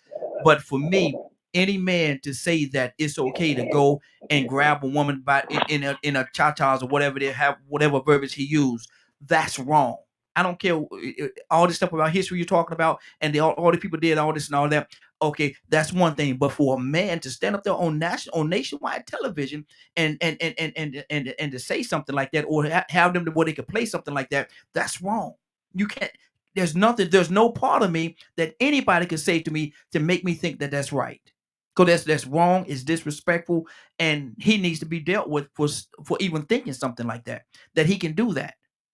That's a caveman mentality, and we're not in that age right now. We're in a totally different space, and so I think that that's totally wrong. And for him to get up on TV while he's up there and to mock a person that's handicapped, these are things that he did. He did these things. We're not making this up. We're not saying that this is something that we may have heard. We saw him do this. And we also saw certain parties come and try to defend him and try to make it out like that's not what he meant and that's not what he did. Well, I saw what he did. I saw this. I saw this with my own eyes. You know, ain't nobody make this up. Did nobody put no tape together to make it seem as though, no, this is what this man did. Is there's so many different layers of different things. And we ain't gonna go back to his history about having people to come and work with him and then filing bankruptcy and not paying them. We're not gonna talk about the 5 in New York. What's it called, Rico? Central Park 5. Central Park 5, that he put campaigns and billboards up there saying that they were guilty, and even after they were found to be not guilty or innocent or whatever verbiage you want to use, he still said, "Well, I know they did something. I know they did something." Hey, Raheem. Yes. Well, what about him discrediting the FBI? Absolutely, and the CIA. Exactly. Goddess, you had your hand up. What's up, sister? What's on your heart? First of all, I just want to make this announcement, is that we all are goddesses. We all got real. I come from a noble family. I come from a good family. We all could do that. I'm not coming to Annette. I'm not coming to attack you. Just that thought process. And I just want to make sure that we understand that. I'm not attacking you on a personal level. I'm just attacking the fact that Trump thought process has that Magna that he did, he stood for in the Magna, and that in Charlottesville and that young lady got killed. That was inciting. He was basically stating that these group of fine young people, where they just basically did everything to these people that was peacefully protesting. That is our right to be able to peacefully protest. And he has continued to incite and do negative things. But we as women, if we support that, that's a problem. We cannot support something that is not good. And I'm not a lot of things as business minded, and I'm going to make sure I get this clear. Business mindset on certain things, Trump is good at on a business level. But so far as in our whole world, so I can't stand with Trump because I just have a business and I have to just look out for that. But as a whole, he is not good for America, because he does inside. He talks about shithole countries where I'm like, you know, and all these countries that he's talking about, like he himself, and he wants to talk about immigrants, like his whole family, he's an immigrant. Like, this is crazy to me. And then another thing that you mentioned about the gayism, and you wanted to take about the boys club. Well, guess what? You might as well remove the whole dang on Catholicism, because it's been going on there for years. But I just need you to be open-minded. I'm not trying to attack anything that you have, because you're a grand goddess like I am. But that thought process is kind of like, I had an excellent father, and also I ride bikes, and I've been in a biker world, which is a total different world, and it's all men, but they respect me. Good day. Let me go to Toya. Toya, you with us? Yes, sir. What's on your heart, sis? Well, you know, listen. Talking to the phone for me. Everybody can see. Everybody get to choose what they want to accept, right? Me personally, I'd rather deal with the racist than the sexual person that want to touch girls and grab crotches. You know what I'm saying? There's just certain things you just can't do, right? And I know we choose the lesser of the two evils, but when it's wrong, we need to acknowledge that it's wrong. We know that it's behavior unbecoming of someone who was considered our president.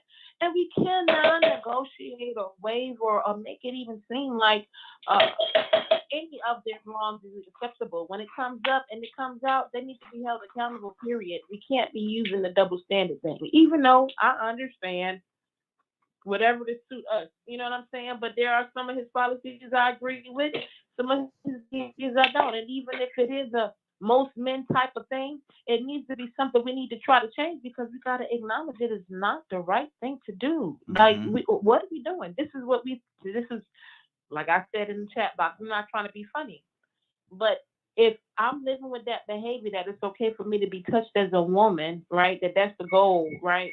And that's what was encouraged. Is that a mental behavior with me? You understand what I'm saying? That I'm the center of that because that is how cultures and generations has raised me to be, or is it just my reality? And for me personally, even though that is the reality of a lot of situations in America, it is not mine. And I will not be going on and carrying on and encouraging that specific type of behavior because it's just as poisonous and deadly as the racism. And we got to figure out how we're going to come back to both and understand what is truly of good and what is not. And one of the things I love about the Morning Glow and what we do here at DKM Media Group is we allow everybody to voice their opinion on how they feel. I ask the question, what's on your heart? And I ask the question because I want you to tell me what you want me to hear, but tell the absolute truth. What's on your heart? And that's one of the beauties of this. We open up the lines for everybody to come and speak from where they are. And that's one of the things that we do here that I love. And so everybody know that your opinion, whether we agree, disagree, or whatever, is always welcomed. It's always welcome. So Daria, what's on your heart, sis? I just wanted to say something in regards to the gay movement or gay and lesbian marriage or whatever they call it. Everybody knows I'm a pastor and I'm very, very adept in the word. And if we want to talk about the history of where this particular abomination, as we call it, began, it really began scripturally. It began way before, Moses did laws. It began with Sodom and Gomorrah. It began when the men wanted to sleep with the angels. So this has been in existence for those of us who believe spiritually as long as life as we know it from the biblical sense existed. So it didn't just start with Catholicism. It didn't just start with Boy Scouts or wherever you want to time history. This has been a sexual sin from as far back as we can remember, if we want to look at it as sexual sin. And those of us who believe biblically call it sexual sin. But we never address all of the other sexual sins. We make gay and lesbianism stand out for everybody to hate. But what about adulterers? What about people who destroy marriages? What about people who aren't married and they get together and have a baby and then the baby is without one of the parents? What about parents who have sex with their children? What about all of those people? All of these are sexual dysfunctions. I don't understand why we firmly pick on gay people. They're just in sexual dysfunction. But everybody is to some degree. If you're believing spiritually, anybody who's not married is in sexual dysfunction. So let's be real about it.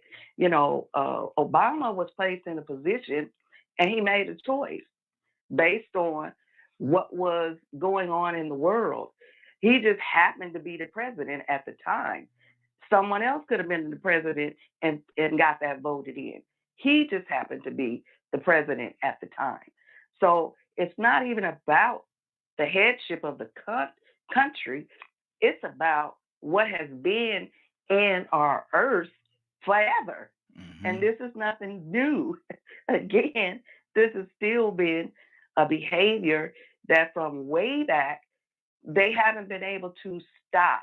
And that's the behavior of men and coming together with men and women coming together with women. And if you read the scripture correctly, it tells you in Romans that God turned them over to that behavior. He turned them over because they love the creature more than the creator. So we have been turned over to certain behaviors, and that's why we see them still in the earth realm for years and years and years and years and years. So that's really the reality of the history of the gay movement, if you want to call it that. It started way before Boy Scouts and all this other stuff. Mm-hmm. It started way before Catholicism. Mm-hmm. So that's the only point I wanted to make. And I always like to tell everybody, you guys educate me so much, and I really appreciate each and every one of you and the information that I'm able to receive from this show. Good deal, and it's a blessing having you as well, sister. You bring a lot to the table, and we definitely appreciate that. Let me go right now to Badger, because Badger, I think he has something on his heart. Badger, talk to me. So, in reference to what I was saying earlier about bringing spiritual belief into making laws, it wasn't until the 80s that Native Americans could practice their belief in the way that they pray.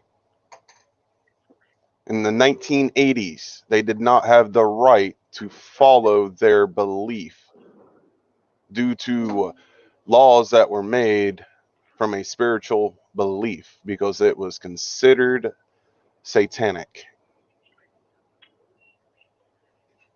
Now, when you start getting into abortion and gays and all that kind of stuff of that nature,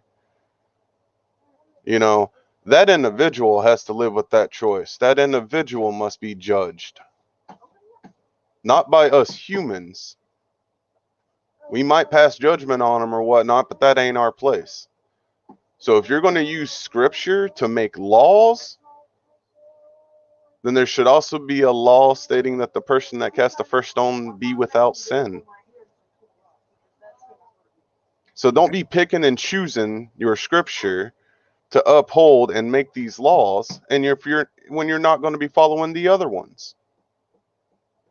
Mm-hmm. Okay, that's good. That's good. I'm looking at the clock, man. It's almost 11 o'clock. Y'all, I don't know what y'all trying to do today. Rico, I don't know what is going on, man. It's almost 11 o'clock, brother. We got to go. It had to go there, man. I hit it in the box earlier. You might have well going to stretch this thing out another hour, man, because it's going to roll.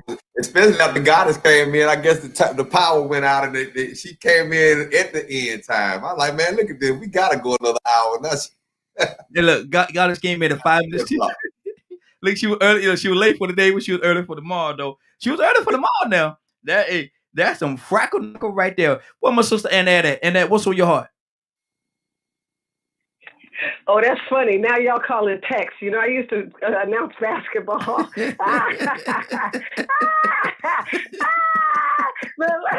that is too funny to me. But you know what? Let me tell you. I had a wonderful father, wonderful mother, grandmother. What I love is that, people are able to get into the kitchen, right? Mm-hmm. Without taking offense. Mm-hmm. That's what I do love. Yes. Right?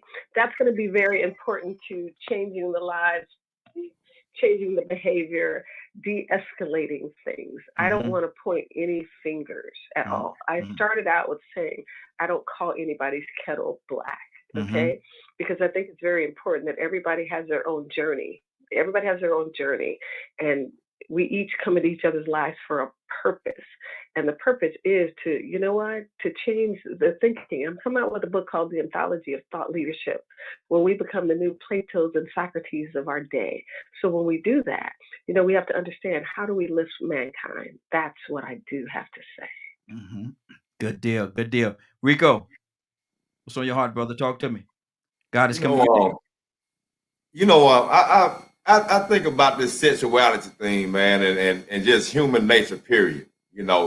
And when I was young, I used to think back about the original people, the first people, not being informed of what the purpose of life was to be, And so in some form, maybe they had some sexual curiosity, and they probably made a few mistakes and then dibbled and dabbled in a few things that really didn't make sense, but it pleasured them until they finally created a child. And then when they finally created a child and saw that life that came of it, it started making a little bit more sense what the purpose of sex was for them at that time. Maybe whoever was in the dominant society. And so, you know, I put a comment in the box earlier that, you know, some of these behaviors that we consider normal, they aren't normal. They were considered or put in place by a dysfunctional dominant society. Mm-hmm. We talk about the founders of this country. They came from deviant behaviors and dysfunction, but they were the dominant society. So they dictated what was acceptable and what wasn't acceptable. Mm-hmm. We got to remember they are human. They aren't perfect. So we always got to keep that in back of our mind, even though they have the power and they are in the position to be dominant and dictate what we are doing. It doesn't mean they're right, because maybe they got in that position by barbarism. Maybe it was savage. You know, how much logic can you get from a people that savagely murdered other human beings to take a land and then say, this is, we're going to start off a peaceful land of equality and justice. But we're going to start it off by treating these people unjustly. Mm-hmm. A necessary evil. So when you look at that, you realize it starts with double standards. The people that win, what they say, to the victors go the spoils. They dictate the rules, and we have to actually hold ourselves accountable for not realizing that some of those rules that they put in place aren't acceptable. Mm-hmm. It's not fair. It's not equal. Racism isn't equal. Sexualism isn't equal. You know, it's not fair. But you know, if there is a society that condones that, we can't accept it. I mean, it just doesn't make sense to accept that. So I mean, I don't want Annette to think that I'm disputing anything she said either. I agree with 99.5% of everything she said, and whatever I disagree with, I just disagree with it. But everything she said about Freud, bringing Sigmund Freud into the fold, is so he's the trailblazer. He's the father of psychiatry. But guess what?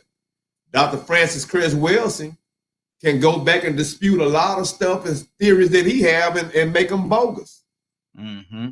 Because he's human and he only looked at it from his point of view. Mm-hmm. Exactly. So we have to always look at other aspects and other people's point of view, because this is one big melting pot we're living in. Mm-hmm. Exactly. Goddess, what's on your heart? Well, the new word for today is discombobulated.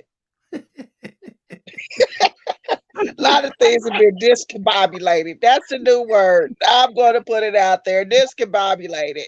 God, there you go. Exactly. So the new word for today is discombobulated. I'm just letting you know. And I just want to let people know that patriotism, if it includes anything that has something to do with racism, it is not patriotism. Mm-hmm. So good. It's treason. Mm-hmm. We got 5 minutes. Go ahead. So this world, this United States is built on the backs of immigrants, unfortunately, and the people that are running it are immigrants. Mm-hmm. We got to realize that, and people are not realizing that. This is not, they did not come from here. The white male, this is not your land. You are an immigrant. And that's period. Point blank. Good deal. Good deal. Now we got hold on. We put got on. I'm trying to I ain't mean to do that, Gaddis. What I'm trying to do, there you go, mute your line, because she got that background noise. She got a speak up real loud, and we get that feedback noise from Goddess line. I'll talk to her about that later on though. Ain't gonna sit on air. Listen, we're about to get out of here for today, man. It's been a great broadcast. I want to thank everybody for joining this. More than that, I want to thank everybody for allowing DKM Media Group and Associates and the Morning Glow to be a part of your morning. Before we get out of here, Leonard, what's on your heart, brother? Man, if you do not get a chance to hear this show in its entirety, log on to www.dkmmediagroup.com at 3 o'clock Eastern today. Absolutely. Anything else you want to say before we get out of here, Leonard? Definitely, y'all had a lot of good conversation today. Mm-hmm. Don't get your opinions confused when it comes to righteousness. Exactly. It's been a great broadcast. Let me see, Annette. Mute your line there, Leonard. Annette. Yeah, right here. Okay, we're gonna put you on the spot, sister. Pray us out. Press out. Heavenly Father, we just so thank you. Father, let everybody on the face of the planet reprove and amend their ways. Let the women who've destroyed families, let them amend their ways and reprove their ways. Let the teachers reprove their ways. Like Marvin Gaye said, what's going on? We have to really address our spirit, our love, our kindness, right? The fruits of the Spirit are love, peace, patience, kindness. And the last one is self-control. Father, in the name of Jesus, put everybody on that self-control pathway where the pathway is still to the glory of God. And we do everything with all our might, with all our hands, to the glory of God. In Jesus' name, amen. Amen. Amen. It is now, 10:58, Rico. 10:58. Badger, what you do, man? We're supposed to be gone an hour ago, brother. Oh, I think this is a topic that we need to talk about another day, because this is something too many people are avoiding or scared of talking about. Mm-hmm. And see, and that's one of the reasons why. And let me tell y'all something. I know I might have told y'all this before. Some pastors won't come on here. They won't. Go figure.